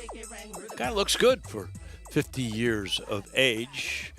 Story coming out now, Los Angeles Lakers guard Avery Bradley, co-leader of the Players Coalition with Nets star Kyrie Irving, says that his group is eager to hear the league office, ownership, and sponsors detailing a plan on issues of importance to the black community before the NBA restart in Orlando. Bradley and the Players Coalition described several priorities today to ESPN, including improved hiring practices for black front office and head coaching candidates, making it so the league's management ranks better reflected its composition of players, donations to organizations serving black communities like Black Lives Matters, with partnerships with black-owned businesses and arena vendors.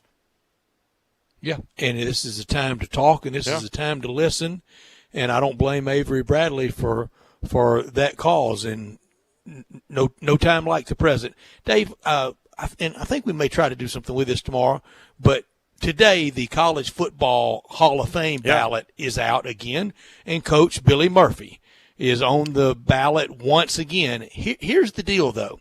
There's 7 coaches nominated, and the voters, and there are a lot of voters, can vote for 2. Here are the coaches nominated. Larry Blakeney, who did a good job at Troy, but I don't know that he's a Hall of Famer, not in his first year. Jim Carlin, who coached at West Virginia, Texas Tech, and South Carolina. Pete Cawthon, who primarily his best years were at Texas Tech in the 30s.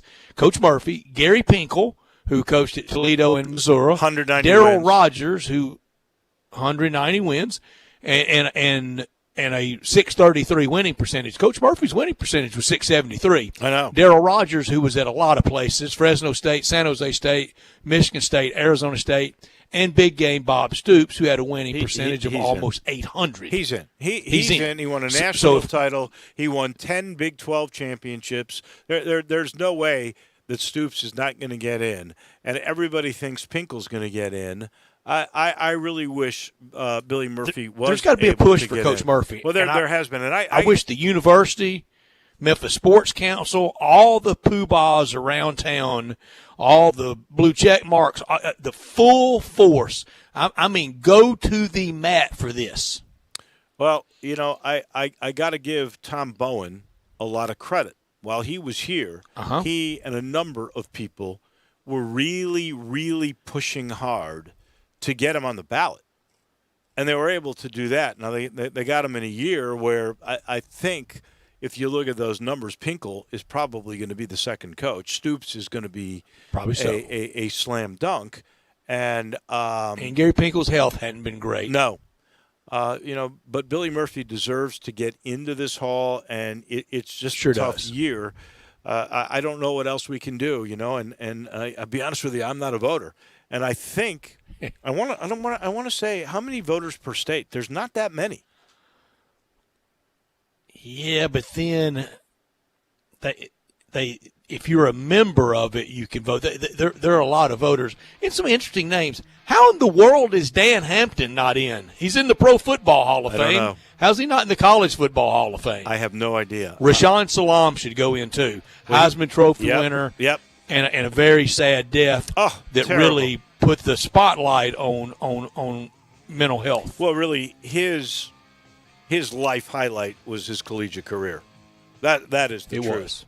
He did not Won have the a great Heisman as a sophomore. right, and he did not have a great pro career, as we all know. Al Wilson on the list from Tennessee, from Jackson. There you go. He should make it in. That's 2 hours in the books. When we come back, we talk NFL. Bo Marchant from collegetopro.com. I'll let you know this portion of the show is brought to you by Brian Elder Roofing Solutions. You know, roofing is an essential emergency service. Sadly, we don't realize it until the damage starts affecting the inside of your home. Please don't wait till the problems get bad.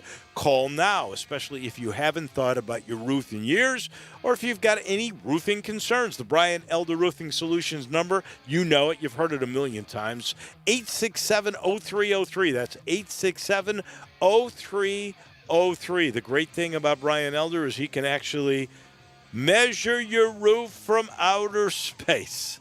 They do provide their customers with the best warranties, period, of any contractors. At Brian Elders, they stand by their no questions asked warranty, which sets them apart from all the others. If you want to use the latest technology, you want to make sure you're safe And in a trusted company that's been around a long time, you simply call 867-0303. That's 867-0303. Brian Elder Roofing Solutions. Bo's next. Stick around.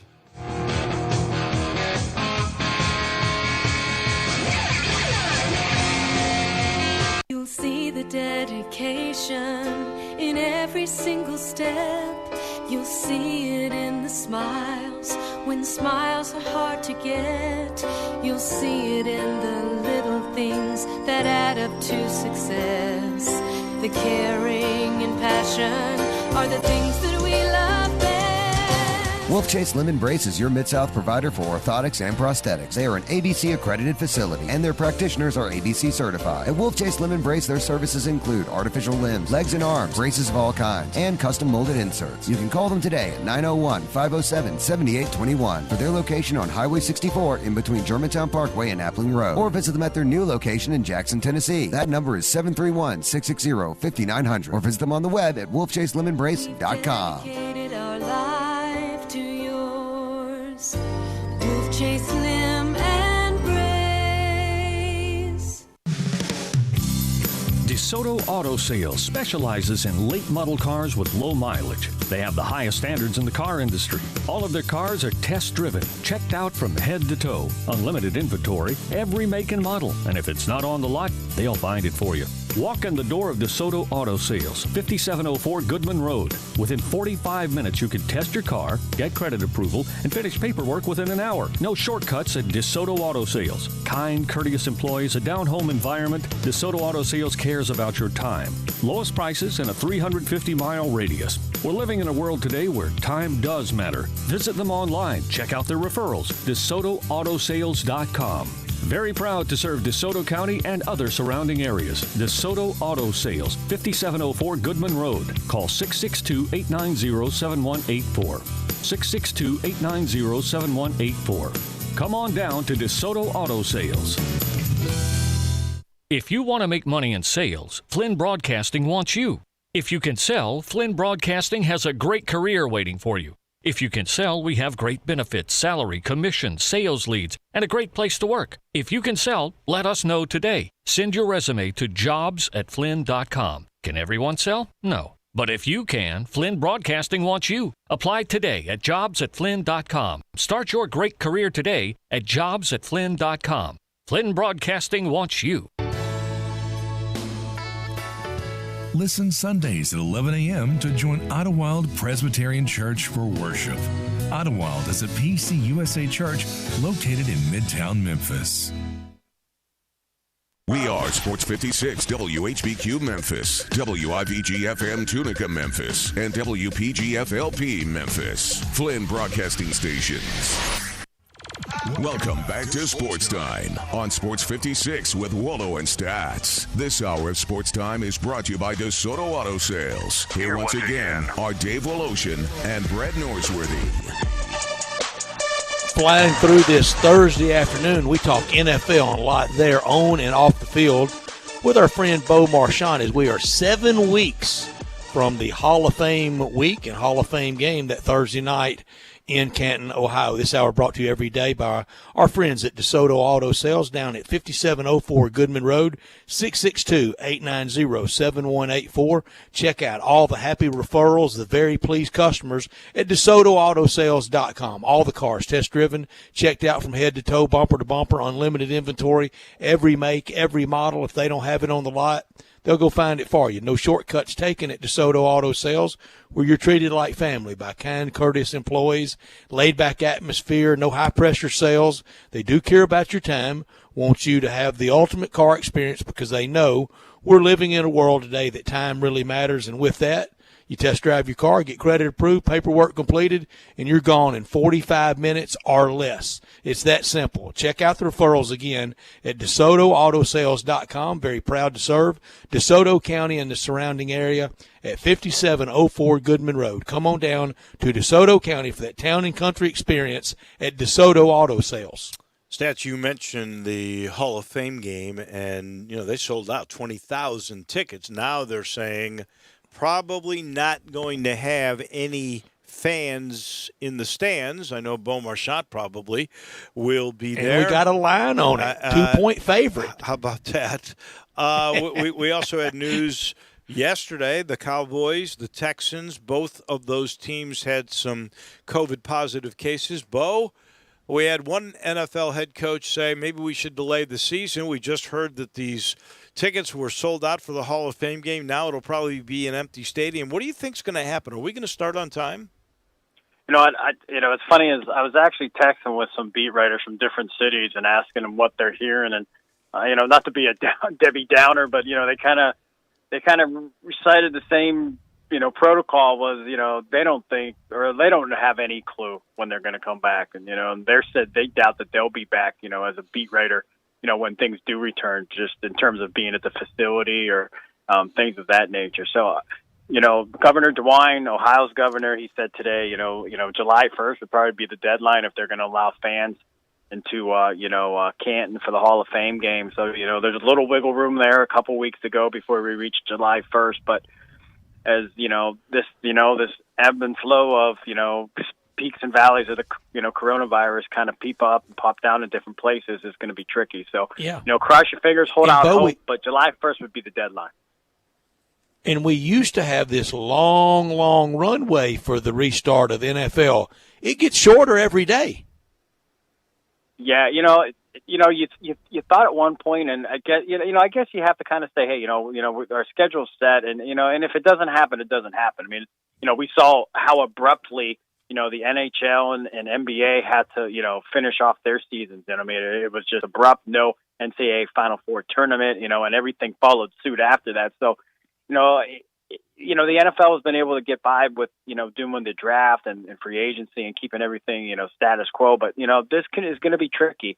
We know big news came out yesterday. None of these players who tested positive for the Texans and the Cowboys were at the facility. So, who knows, where they were. And I think it just goes to saying as everyday life, anyone listening out there, you really don't know where you're going to get it, when you're going to pick up. Just like a common cold is, I thought it was kind of bizarre when, the restrictions were so strict here in Ohio, in the early stages of our COVID. I remember I got a cold, and at the time I'm thinking to myself, oh my, is this more than a cold? But then I even thought, I'm not going anywhere. I'm using sanitizer on anything. I haven't spoken to anybody. I speak to you guys on the phone. Other than that, how did I get a common cold? But, things happen at the end of the day.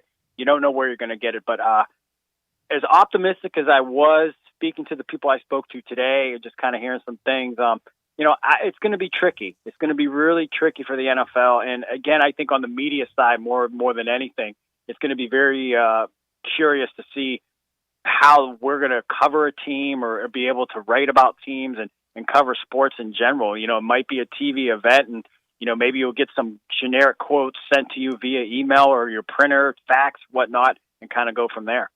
Or virtual interviews after the game on a Zoom that everybody will be able to pick up on the podium that they'll have there just for those that the one or two guys that'll be able to go to the games, sit in the press box. I think in Memphis they're playing for collegiate football where they're really going to have to space social distancing in a press box that's a pretty crowded place. So not everybody's going to be able to go. I mean, I think that's becoming more and more evident. Yeah, I mean, that's the other thing. I mean, you talk about limited space in the press box. I mean, I know they have auxiliary press boxes, for big-time events where they put them in the stands.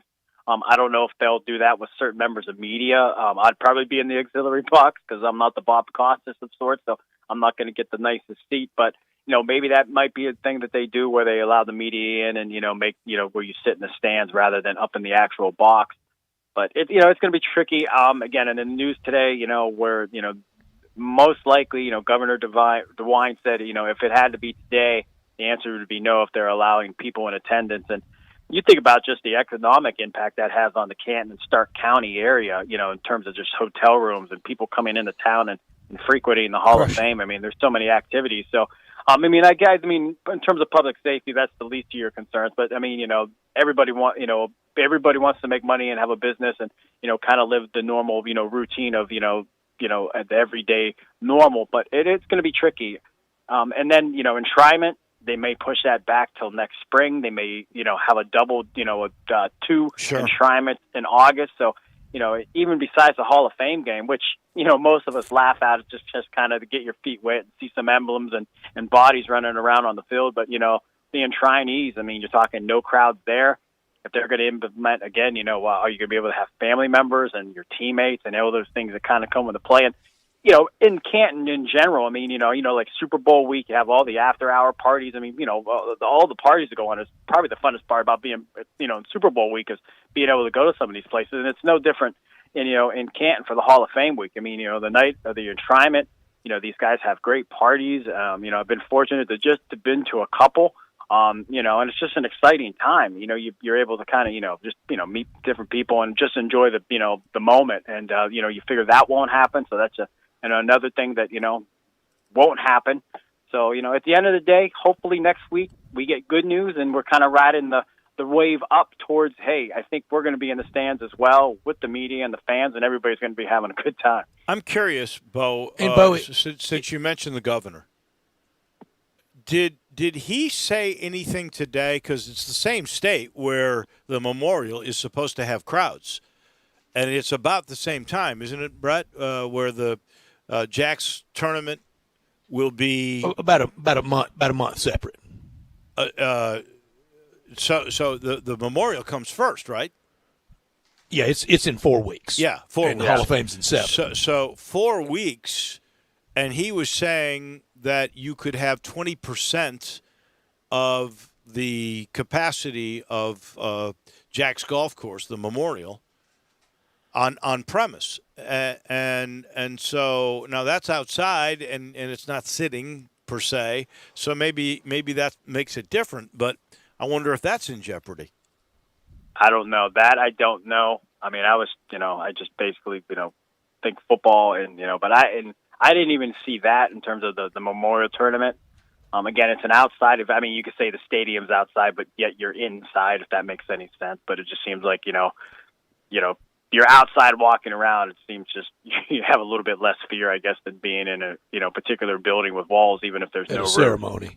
Yeah. Yeah, and Bo, and I would sure hate for it to happen for someone, but there could be somebody, maybe even elderly, that they were planning to go in this year and they have to delay it and have maybe 2 classes ushered in next year that, something could happen to them and they wouldn't be around for it next year. That would be terrible. But there's been a lot of terrible things through this. Yeah, I can't believe you mentioned it, because I actually thought about that myself when, they talking about possible postponement of the enshrinement, and I was thinking about, any elder candidates, you do think, hey, God forbid something bad happens and these guys get to miss this opportunity. I thought it last year. I just wanted Jerry Kramer to make it to that stage. Yeah. It's I don't know, I guess even that, it's you don't want you want to have the full, the guys going into the draft weren't able to feel the the excitement of the crowd and walking across the stage. These guys, they're Hall of Famers, but nonetheless, most likely they've done every fantastic thing you could think of on a football field in terms of crowds and moments. So maybe they do a viral enshrinement where these guys are maybe home and it's some virtual thing where, they give their speech and or whatnot. And, kind of like Dave mentioned, with the Zoom, with players and media, there's so many avenues where, if you want to have these guys experience and maybe pull off their bust at home, and have their presenter do the speech via Zoom or, however you want to, do a virtual meeting or whatnot, maybe that's a possibility. But at the end of the day, I hope we get closer. Like I said, I'm so optimistic, but again, talking to a few guys in different places this afternoon, definitely gave me a sense of, we're close, but we still have a long way to go. There is a NFL story today. The Pro Bowl has been given, Bo Marchant, to Las Vegas, and in one of the stories I read, they were going, well, they're thinking gambling will liven up the annual All-Star game. I would say this. It'd be a party at that. I would never bet on defense, that's for sure. Bet the over. Bet the over. Yeah. Yeah. It makes sense. It's a fun time. I think if it could thrive anywhere, just in terms of people maybe having fun with it, because, you go to Vegas, there's so many other things you're going to Vegas for. You may not even be going for the Las Vegas Raiders. You're just going for the city itself and all the activities. If you went there, if you're gambling, you say, you know what, hey, let's go check out the game. You might, you're in a sports book, maybe you'll throw some money down. I mean, it's a creative idea. I get it, and I understand the resort style where it was an honor to be a Pro Bowler. Guys, things change. I mean, back when I was growing up, the Pro Bowl, I mean, you saw a guy who was a Pro Bowler. It was really an honored institution. Wow, Right. This guy made the Pro Bowl. He's going to Honolulu. But his guys, said, hey, you know what, my body's, I'm my own identity. I'm my own prophet. I'm not going to go. I don't want to get hurt. And then guys started, to bow out. And then, you just replace them. Now you see guys that made the Pro Bowl, but they technically never really made the Pro Bowl. It just happened to be that Like Tom Brady. Yeah, I mean, Tom Brady. Tom Brady, Peyton he makes it Manning, every year, and I don't think he's been to one since 2005. Yeah, he doesn't. Peyton would go, but Peyton's just a football junkie. I mean, Peyton would always go. He'd go now and play. Yeah, he'd go now. He would. Yeah, he would. I mean, he just. Bo, I want game. to tell you a good story about Peyton. His last college SEC game was the SEC championship game after his senior year during his senior year in 1997, and Tennessee played and defeated Auburn in a very close game. And after the game, it was I'm talking 2 hours after the game, he still had on the complete uniform, everything but the helmet. And somebody just nicely said, Peyton, get comfortable, take your shoulder pads off. He said, listen to me. I just played my last SEC game of my life. I know when I'm going to take my pads off. I don't need you telling me to. Oh, that is a great story. He didn't want it to end. He didn't want college football to end. He didn't want pro football to end. And this time next year, he'll be going in unanimous style into that class at Canton. All right, Colin Kaepernick, a bunch of ifs here. If he still can play, if there's something still there, what's the best spot for him to go in and be the designated backup, not put a lot of pressure on the first stringer? They don't want there. I've got my spot. And Dave, Chicago wouldn't be a bad plan if there's anything there, but I've got my spot. New England. I read a story today, 8 different places that were mentioned, and not one of them was New England. I thought because there would behind be – Jarrett Stidham. There would be no pressure on Kaepernick at all if he went behind Patrick Mahomes in Kansas City. And some think that is a spot he could end up. Bo? You know what? I know he had, I know Pete Carroll mentioned it. I would go back to Seattle. I mean, Geno Smith's the only other guy there. I just think Seattle, they have an attitude on that team, and it's, they've always been outspoken in terms of, being on cue with Kaepernick. So I just think it would be a good meshing if he went there, and there wouldn't be such a backlash if there is any residue of that as we move forward with this, though. But I think Seattle, and then any team, I think of the Ravens, you got RG3 there. You think of an athletic quarterback. I think the Chiefs, just in terms of Andy Reid and, his ability to mold a quarterback, and, and then, look at Tampa. I mean, you got Blaine Gabbert backing up Tom Brady. I mean, Colin Kaepernick's 32 years old. He's going to be 33 in November. But at the end of the day, there's something, that just resonates with certain players' names. I mean, Colin Kaepernick, Michael Vick. If you say certain guys' names, you just get excited. And, so I just think there's a point there. If you looked at Tampa with, Blaine Gabbert, Bruce Arians, I know Jameis Winston's, and signed with, the Saints, but you think of a guy like Sean Payton. I was doing some numbers. I'm glad we actually brought him up because, he was. What about Bill O'Brien in the Texans? Oh, yeah, Bill O'Brien could be that guy. I just think, when we've talked about Colin the last few weeks, he was 3-16 his last 19 games in 2016, 2017, his last years with the 49ers. Now, prior to that, he had success. He had a 59% career passing rating, but his last 4 games, he actually shows some life. He had 6 touchdowns, 1 interception. I jotted down these notes, and he had a 68, pass completion percentage. So, as much as you say, hey, was he that bad? The 49ers were bad. Quarterbacks can't do it all on their own. They had Jim Tom Sula as the head coach. Yeah.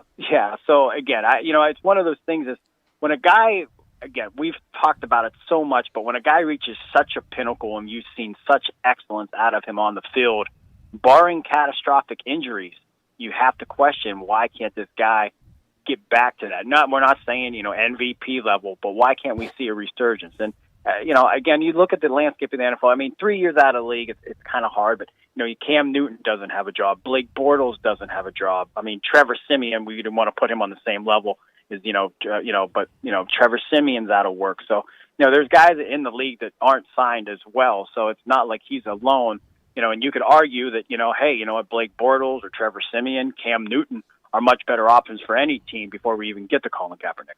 But after Roger Goodell basically apologized and then specifically said, I would encourage teams to try and give Kaepernick a chance, don't you think he gets that opportunity? I mean, I think he's going to have, if there's anything left, a real shot. And if there, it will be his job to lose. How about that? If he's just too old, too rusty, not in good shape, which doesn't appear to be the case, then I think he's going to end up with a job somewhere before it's all said and done.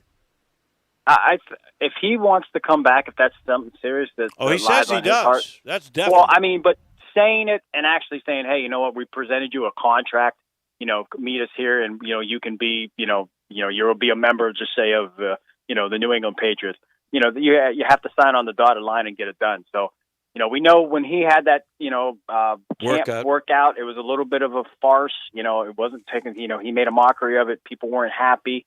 So if he really wants to do this, the team brings him in, he's going to know. I mean, he knows where he's at physically. He's going to know his desire, the work that puts in to be an NFL player. I mean, I wouldn't count him out. And I told you, I mean, I was always fond of him when you come out of Nevada. I just thought this kid was just a fabulous prospect, and he, second round, to the 49ers in I think 2010, 2011, and he had success, and it did, it went bad quickly. But, the 49ers went bad quickly as well. So, I mean, I hope he gets a shot. I would just like to see it. And it's one of those mysteries, I keep saying it, but, we've discussed the what if. It just was such a bizarre ending for this figure that we were like, wow, this guy could have been a Super Bowl champion and a possible MVP of the National Football League. And now he's gone. Mm-hmm. Yeah. He was, and you're right about the disintegration of the 49ers. It was total with the loss of Harbaugh and the replacement with Tom Sula. I mean, he had no coaching, and he got out of his mechanics and out of that good system that he was in under Harbaugh. Yeah, and he always, he was never turnover prone, and that was that wasn't a high powered offense team guy either. Yeah, I mean, he was a disciplined quarterback in terms of winning the run and whatnot, and but again, he wasn't a guy that you had to worry about. He wasn't going to throw 4 or 5 picks. Some of these young guys like to do, or some of these inconsistent quarterbacks do, week in and week out. So I think at the end of the day, when you look at that, I think any team that would look at him, would have to know that barring any physical setbacks, the guy's a mentally capable guy in the pocket to lead a team. And I think that's an important thing. He's not going to jeopardize. He's not going to make an ill-advised throw. He's not going to try to force anything. And we don't know if he still has this, but he had the ability to be, successful running the football. If the pocket broke down, Colin Kaepernick had the ability to, move out of the pocket and get chunks of yards. So, if that still exists in his game, I think, teams will know, and teams are going to know if they see him and they really see something. They'll be clamoring to bring him in. Yeah, it'll be a 30 for 30, and it'll be one of those greatest success story comebacks. Maybe 90 for 90. Yeah. But we've seen it. I mean, off the top of my head, I can't think of but there have been athletes that have had hiatuses in sports and have come back. I mean, think about the days when these guys had to go off and have service and come back, like a Rocky Flyer. I mean, sure. People did leave the game and come back and have success. Hank Greenberg did it during the war. Ted a lot Williams. of people did. Yeah. Yeah. So in Mays. today's world where these guys can have the luxury of the finest, facilities and workout trainers, and so I just think to say that he can't, when we saw these other guys do it when there was nothing that existed in terms of what we just spoke about, I don't see why Colin Kaepernick couldn't have a successful return. There is one other story coming out late today in the NFL, and that is Baltimore quarterback Lamar Jackson admitting the Baltimore Ravens underestimated the Tennessee Titans ahead of their shocking divisional round loss last season. He said he wants to focus on not peeking ahead this season. That mentality got the Ravens in trouble against the Titans. Even if that's true, why would you say it? I mean, that is like saying, oh, you know what, they're pretty good, but we blew that game because we didn't focus hard. To me, that is the silliest excuse. Explain your team, Drew. Yeah. I'll be happy to explain. I mean, Lamar is exactly right. If you watched every play of that game, they were not ready. They did not look at Tennessee as a legitimate threat. They looked at them as a team that got lucky against the Patriots and thought that they were going to coast into the Super Bowl after winning, 14 straight games? Well, get a little cocky. That to me is a total blatant diss to the Titans and an excuse of course it was. To them. And I don't see you just how that patted helps them on the you. head. I don't see how that helps you. That could be a certain motivation. I want to say everybody wasn't. They probably did take them a little lightly in terms of their in-season success, and we know Tennessee got hot late. They had that Cinderella playoff run. It does happen. There's so many things that you guys bring up on the show that parallel and coincide with things that I think about throughout the day. And why I was doing some college stuff, I know, but I was thinking this was when Ohio State played Alabama, and I talked to some Alabama kids down at one of the All-Star games, and Ohio State ended up beating them. And Cardell. But the kids I spoke to, they were like, we didn't even know we didn't even know who Ohio State was. We're like, who is this team? And they kind of just come up and smacked us in the face. But to sit there and listen to these guys, you know what I mean? It just, Nick Saban's telling these guys, listen, this is a big game. Get your heads out your rear, let's go. But it's just, you know what I mean? It's just, for some reason, maybe human nature.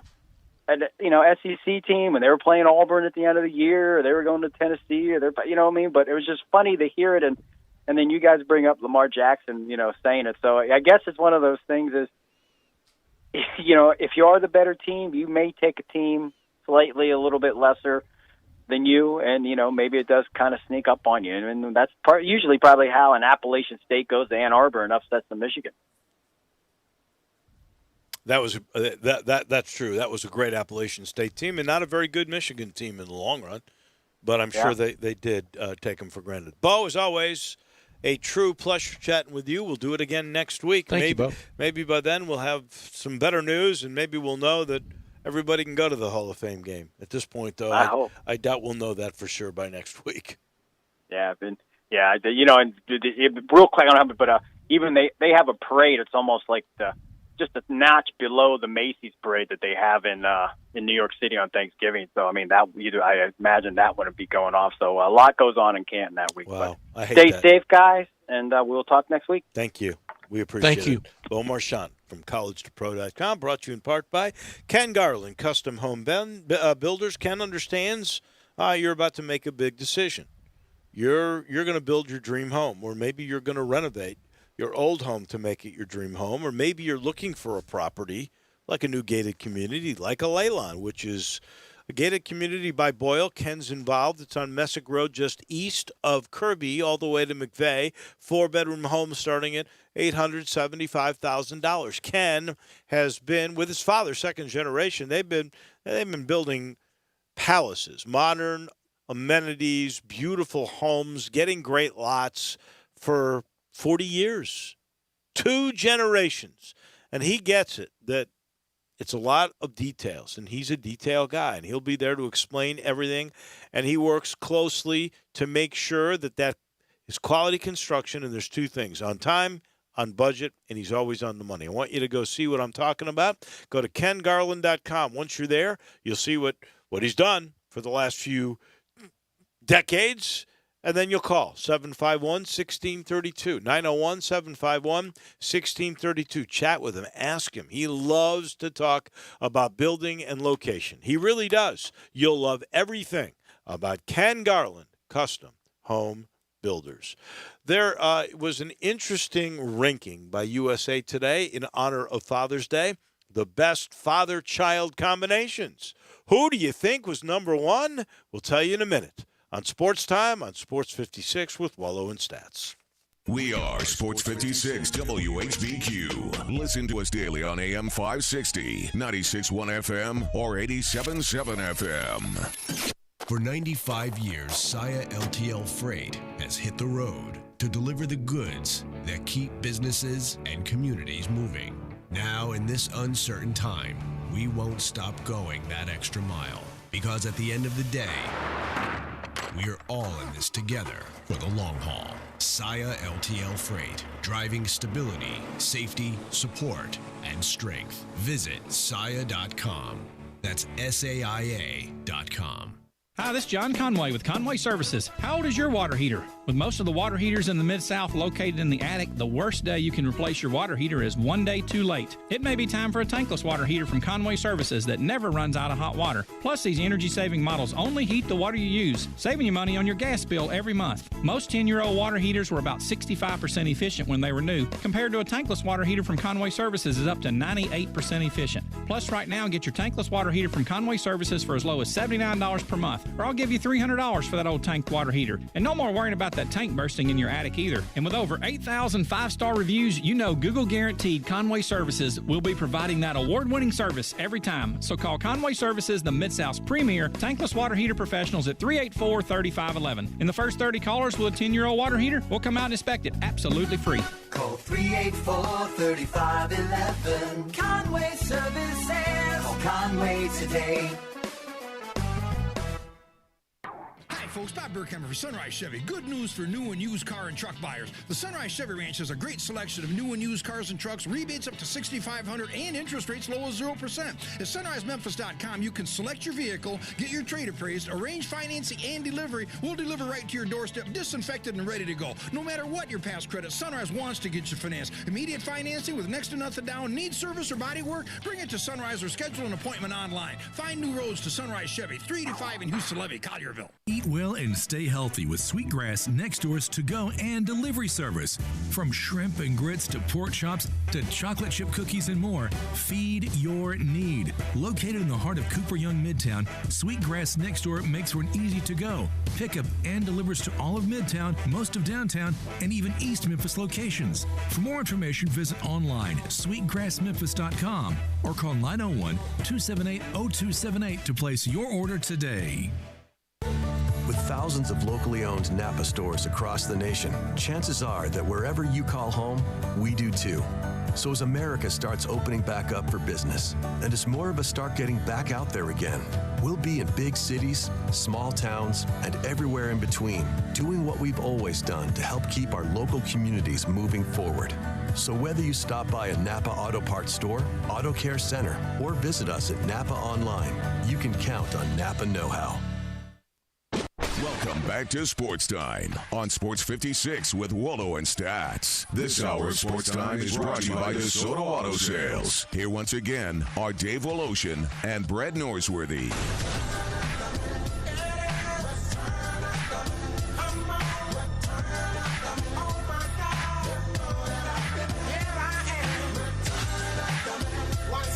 Where in the world has this day disappeared to? Wolo and Stats with you, halfway through our final hour. There is some news released coming out from the NBA besides just the Bradley Beal and the plan for black caucuses and black causes. But there's other stuff going on. And Brett, you've got the latest?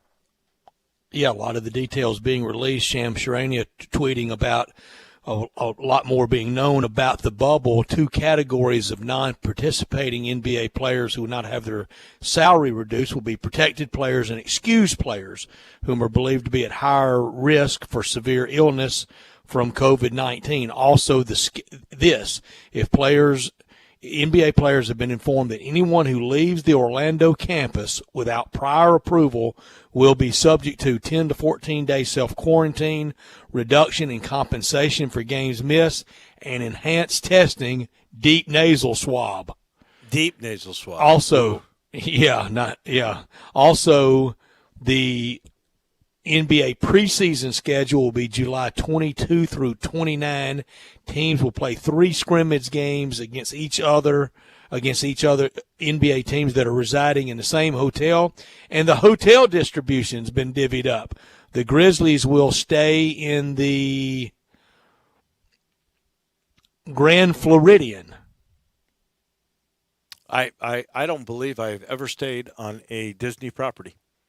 I hear they're beautiful. I stayed right by one, but I've only been to Orlando once, and we stayed by Disney, but not at one. There would be 3 hotels: the Grand Destiny Tower at Coronado Springs, the Grand Floridian, and the Yacht and Beach Club for the lowest in the standings. Ooh, the Yacht and Beach Club is the least rated? It Lowest. Sounds the best. Yeah. Huh.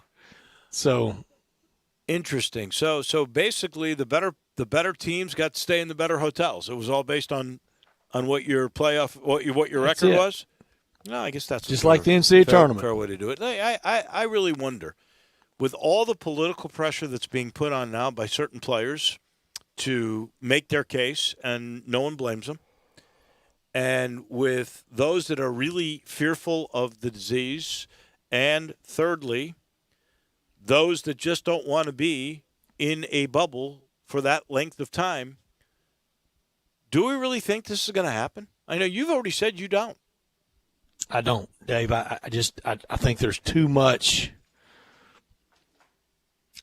pressure right on top of it. Just the function of it. If otherwise things were going well, if we were in harmonious times, I don't know if it could be pulled off. And now with this and the trust factor broken with a lot of people that just really don't want to try this, and I don't think it will. I hope I'm wrong. I hope we crown a champ. I hope the Grizzlies pull some shocking upsets and go deep. And how much more fun would that be for us? And we're more concentrative on that than a lot of the things that we've had to concentrate on. Of course, I would prefer that, but and I'm not by nature that negative. I want to see all of this go off. That's why I said to Doug Bell earlier when we were talking what was pulled off at the Schwab last week in Fort Worth, we needed it to start a momentum trickle-down effect in sport. I agree with that. And but very cautious of life, and also cautious of people's feelings and their grievances that are very real. I mean, you look around those NBA front offices, Dave, and you apply those strict percentages, it doesn't add up. I was pretty sure that the Schwab would happen. In fact, we made a bet on it. We did, and I lost a Coca-Cola, 12-ounce can Coca-Cola in the break room of the august hallways of Flynn Broadcast. I remember some steak and whiskey. Yeah, Drew, you really could do me like this. Drew, who always sides with you, knows the truth. But here's what I was going to say. I just want free steak and whiskey. I know you do. On a serious side of this, I do think it's going to happen, but I'm not as certain as I was with the Schwab. The only reasons I truly believe that it will occur is I think there is too much money at stake. And I do think agents are telling players that if you do not go and complete this season, that CBA could be up for grabs. And the great times that you've known, they could be over. They sure could be that, and that's something we'll visit with Andy Schiffman at 5:00 on Friday about, and it's legitimate. Darn money, man! Everything would be a lot better if we didn't have to worry about it, wouldn't it? Yeah. So for those reasons, I think we will end up with the end of this. But I'm not as certain as I was with the Schwab. And frankly, now I'm starting to worry about crowds at the golf tournaments. I'm worried about it all, because Memphis Dave. is supposed to be the second one to have I'm crowds. worried about college football. And the first one is to be the Memorial. And we just saw that the Memorial, which is, what did you say, 3 weeks prior to the Hall of Fame game, and they're already saying they wouldn't have crowds, the 20,000 that they've sold tickets for at the Hall of Fame game. So you're going to go 3 weeks earlier. You're going to allow people in Jack's Place. Now, I think social distancing is a little bit easier, but it does make me wonder if indeed that'll be the case. And you're seeing a lot of schools that are announcing fall curriculum, and today Vanderbilt made it complete with all 14 SEC members will have fall classes all starting very early, much earlier than normal, some extremely earlier than normal, all ending around Thanksgiving holidays, which is about 4 or 5 weeks earlier than at a lot of places and what we were more used to. I have no proof of this whatsoever, and I sure hope it's not the case. But I hope this isn't a kind of a bait and switch deal by colleges to run that starting period up really early, get everybody excited, everybody thinking we're really going to have school, and then about 3 or 4 weeks announce after you're into school, no football. Because you know and I know, Dave, if they announce no football now, you'd see those numbers really go down in enrollment. I know at Ole Miss about a 93% retention rate from rising classes, whether it be junior, senior, or sophomore to junior, or freshman to sophomore. So that, we're going to have people on campus. Now, a lot of the classes are going to be a reduced class. Maybe where in the past it might have been 300 people in a class. It's not going to be like that. It's going to be smaller classes and still a lot of things online and Zoom even when you get to the campus. Well, I think what will occur is to lessen or to cut a class in half, right? So that you do have better social distancing and you feel safer. Let's just say it's a class that you take twice a week. Well, 1 hour you'll take on campus. Good point. The other you'll take in your housing. Very good point. On computer. But you got to have teachers. You got to have professors if you cut them in half too. Well, that is true. And most of the time that professor should always be in the class. The question will be, if you're an older professor, are you going to take that risk, or will you be one of those guys that will just do your stuff online? I don't know the answer to that yet, and I'm not sure Dave, they figured it all out. It blew me away. Fall of 1981. Heck, I was from a town, a population of 300, a high school graduating class in Forest City of about 300, and I walked into a 600-person class. You never seen anything like that, had you? Where'd all these people come from? Right. Hey, there was an interesting ranking of sports legacies, and basically the premise is because, Sunday is Father's Day, so everybody out there, make sure you take care of your dad this Sunday. And so they decided they're going to rank the top sports legacies, meaning fathers and children. And for the most part, Griffey. Yeah. Yeah. Well, Griffey, that was number 7. The Mannings. Well, we'll get to that. Joakim Noah and his dad, Yannick. Great one. Great one. They were number 8. And Yannick Noah won the French Open about this time in 1983. That is correct. He was the 83 winner. And of course, Joakim, the former Grizz. MOP of the Final Four, too. He won 2 Final Fours, didn't he? Yeah, but he won the most outstanding player at one of them. Right. And he was the Defensive Player of the Year in 2014. Pretty distinguished career. And a really neat guy.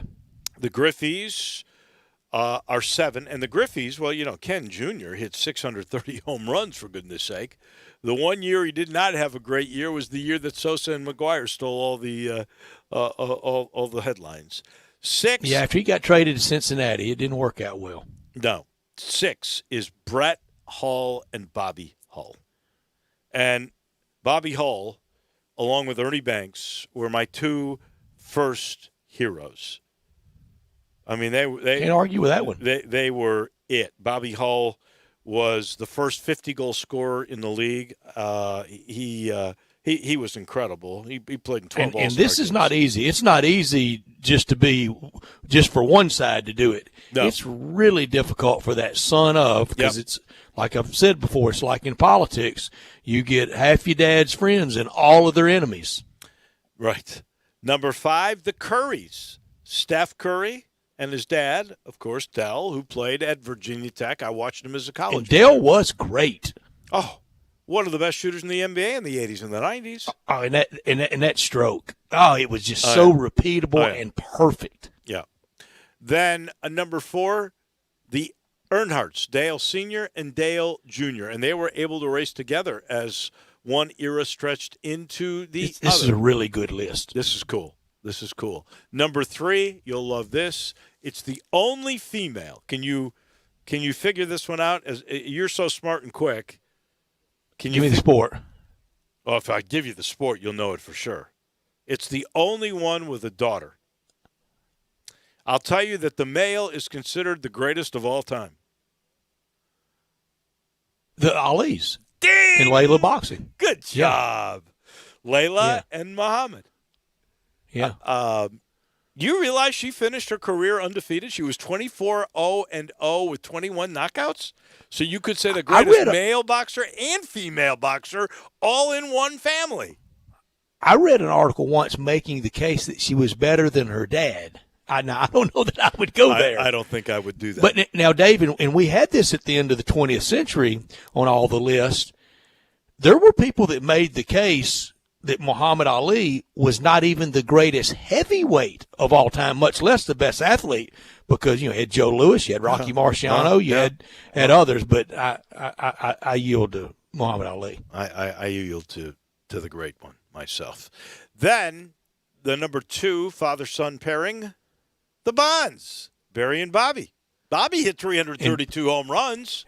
And Bobby was a superstar, had some off-the-field issues, and did not have a great history in St. Louis, and it was bad there, but was a great player for the Giants. Now, he was very much, when he came through, he was so in the shadow of, with this label, the next Willie Mays, and that's hard to live up to. Nobody could live up to that. But the son came closer. He is the number 1 all-time home run leader, 762, and, of course, 73 home runs. I think the second best player to ever play the game. Who's Willie? Is Willie 1? Hank Aaron 1? Who's 1? No, Babe Ruth. Babe Ruth. Ah, okay. And then, finally, the number 1 father-son pairing, Peyton and Archie. And poor Eli doesn't even get mentioned. Yeah, he 2-time Super Bowl MVP winner. And, I know. And Archie had 125 career touchdown passes in his NFL career, was MVP of the league one time, and was not on great teams, but was a really good player. And it was the age-old discussion. And there's this about a lot of players. What if Terry Bradshaw had been with the New Orleans Saints and Archie Manning had been with the Pittsburgh Steelers? What if Barry Sanders had been with the Dallas Cowboys and Emmitt Smith had been with the Detroit Lions? I mean, you'll never know. But he faced that, and he knew he wasn't on great teams. And then Peyton, other than that rookie year, he was on really great teams, and he was largely the straw that stirred the drink. Oh, yeah. No doubt. But that's it. That's the list. I thought it was very cool. That's a good list. The Manning's top of the list. And very smart to have the Earnhardts on there. That's good. Yeah. No, it was diverse and really cool. And congratulations. Scott Gleason, actually, from USA Today, was the guy that put this whole thing together. I'll let you know. Who's the greatest Tiger football father-son combo and greatest Tiger basketball father-son combo? Father-son We may have to do that the rest of the week. We will do that the rest of the week. I got to really think about that one. I do too. Have we had very many? At Ole Miss, it's easy in football. It's Archie and Eli. Archie and Eli. Have we had one in Memphis football and basketball? I don't know about basketball, but I know we've had at least 5 or 6 in football. Well, we've had the Glenn Rogers. We had the Rogers. Pretty good. We've had the Millers. That might be it. We've had, a little less known, the Ferraris, just off the top of my head. The Dills. Tommy Ferrari. Oh, the Dills for sure. The Dills. The Dills. Tommy Ferrari's father played. No, his son Chuck Hayden. Galena hit. Oh, Hayden Ferrari's on the team. That's right. That's right. Chuck Galena hits us with in Tiger basketball. The Wilfongs, and that would be Gene Wilfong and John and his uncle Win. Yeah, but I Gene and John would be a good combo. Yeah, that would be. Yeah, wow, good stuff. Thank you, Chuck Galena. He's always on top of his things. I'll tell you who else is always on top, and that's real simple. That would be Conway. Conway Service is heating, cooling, plumbing, electric, tankless hot water heaters, and, of course, opportunities for you to get into the 2020s with new technology from Carrier, because Carrier and John, well, they've teamed up to give you a $1,500 Visa gift card back if you buy a new Carrier Infinity system. $1,500. Now, if your system needs 2 units, now you got $3,000. How handy would that come in this summer? If that's not enough, John says, let me give you more. I'll give you an April air cleaner to get the dust out of your home. I'll do that for free. I'll give you a 10-year parts warranty. That's free. I'll give you a Nest thermostat, the newest, latest, and greatest in technology. I'll give you that free. Plus, you know you're going to get low payment plans, as low as $139 a month. Perfect time to get into new technology with gift cards and all those freebies and the award-winning Conway service that you always get every time you make this call. 384-3511, 384-3511. That's the number to Conway. We're back in just a minute. Final segment coming your way, and that means it's crunch time. R&R on Sports, Saturday mornings, 10 a.m., Sports 56, 87.7, and 96.1. Don't miss us. Howdy, folks. Colonel Sanders here. When it's time to eat, there's nothing more comforting than comfort food you don't have to cook. So get a $20 fill-up from KFC. Choose from 8 pieces of original recipe, extra crispy chicken, or 12 tenders. It comes with all the fixings to feed your whole family. Order ahead at KFC.com. KFC drive-thrus are still open. Or stay in and get contactless delivery by Grubhub. With buckets of love, Colonel Sanders. Limited time only at participating locations only. Prices may vary. Tax and substitutions extra. Delivery service and additional fees apply. Brian Elder's Roofing Solutions. Chris Price here for Brian Elder Roofing. The storms we've had over the past several months have been devastating to our communities. The rainy season is ahead. You may have not even noticed the dripping in your attic, water stains throughout your home, or even worse, mold and mildew. Please call Brian Elder Roofing and we will send out our project managers to assess any damage. We will not try to sell you a roof if all you need is a repair. We will measure your roof from outer space. 0% for 60 months, even no payments till 2022 are available with approved credit. If you've noticed missing shingles, water stains, leaks in your roof, call us before you call your insurance company at 867-0303. That's 867-0303, and we will provide a free, thorough inspection of your roof's condition. Call 867-0303. Brian Elder's Roofing Solutions. Blood and plasma donations are more important than ever. People all around the world still depend on the medicine your plasma helps make. That's why Interstate Blood Bank and Plasma Biological Services are open and will remain open for our donors. The United States government has declared blood and plasma donation as a critical infrastructure industry. That means healthy donors are allowed to travel to and from donation centers regardless of any stay-at-home mandates in your area. We need you to keep donating so that we can continue to manufacture these life-saving medicines. We understand that you may be concerned about COVID-19. The health and safety of our donors and our employees remain a top priority. To limit the spread of the virus, we're taking additional measures to ensure our centers are safe and clean. Donating now is more important than ever, but please do not come to the center to donate if you are not feeling well or have a sore throat, fever, cough, or shortness of breath. We are doing our part so that you can do yours. Come donate today at one of our IBBI or PBS locations across the Memphis area. Welcome back to Sports Time on Sports 56 with Wolo and Stats. This hour of Sports Time is brought to you by DeSoto Auto Sales. Here once again are Dave Wolosian and Brad Norsworthy. Come on, Muhammad, that we hit fame. We beat you with the deal, we get insane.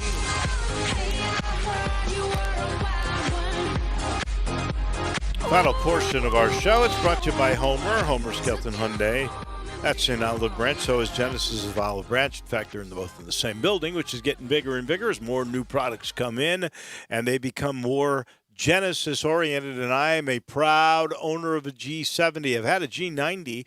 I love these cars. They are ahead of their time. The safety technology, well, it's simply amazing. The performance aspect, the speed. I've never had a faster car than my G70. And they're durable, too. You think about it. Any Hyundai that you get or any Genesis car that you get from Homer Skelton Hyundai or Genesis of Olive Branch, you get a 10-year, 100,000-mile limited powertrain warranty. That's the confidence they have in their product. And they're a little ahead of the game. They always seem to be. They are offering right now as an incentive for you to come and just get on Lamar and come into Olive Branch, turn left at Craft Road, see what they're talking about. They're giving you 0% financing for 84 months and on some select models, 120 days before you have to make your first payment on your car. With the pandemic, you might need those 4 months. They give it to you at Homer Skelton Hyundai and Genesis of Olive Branch. Ladies and gentlemen, it's crunch time. Go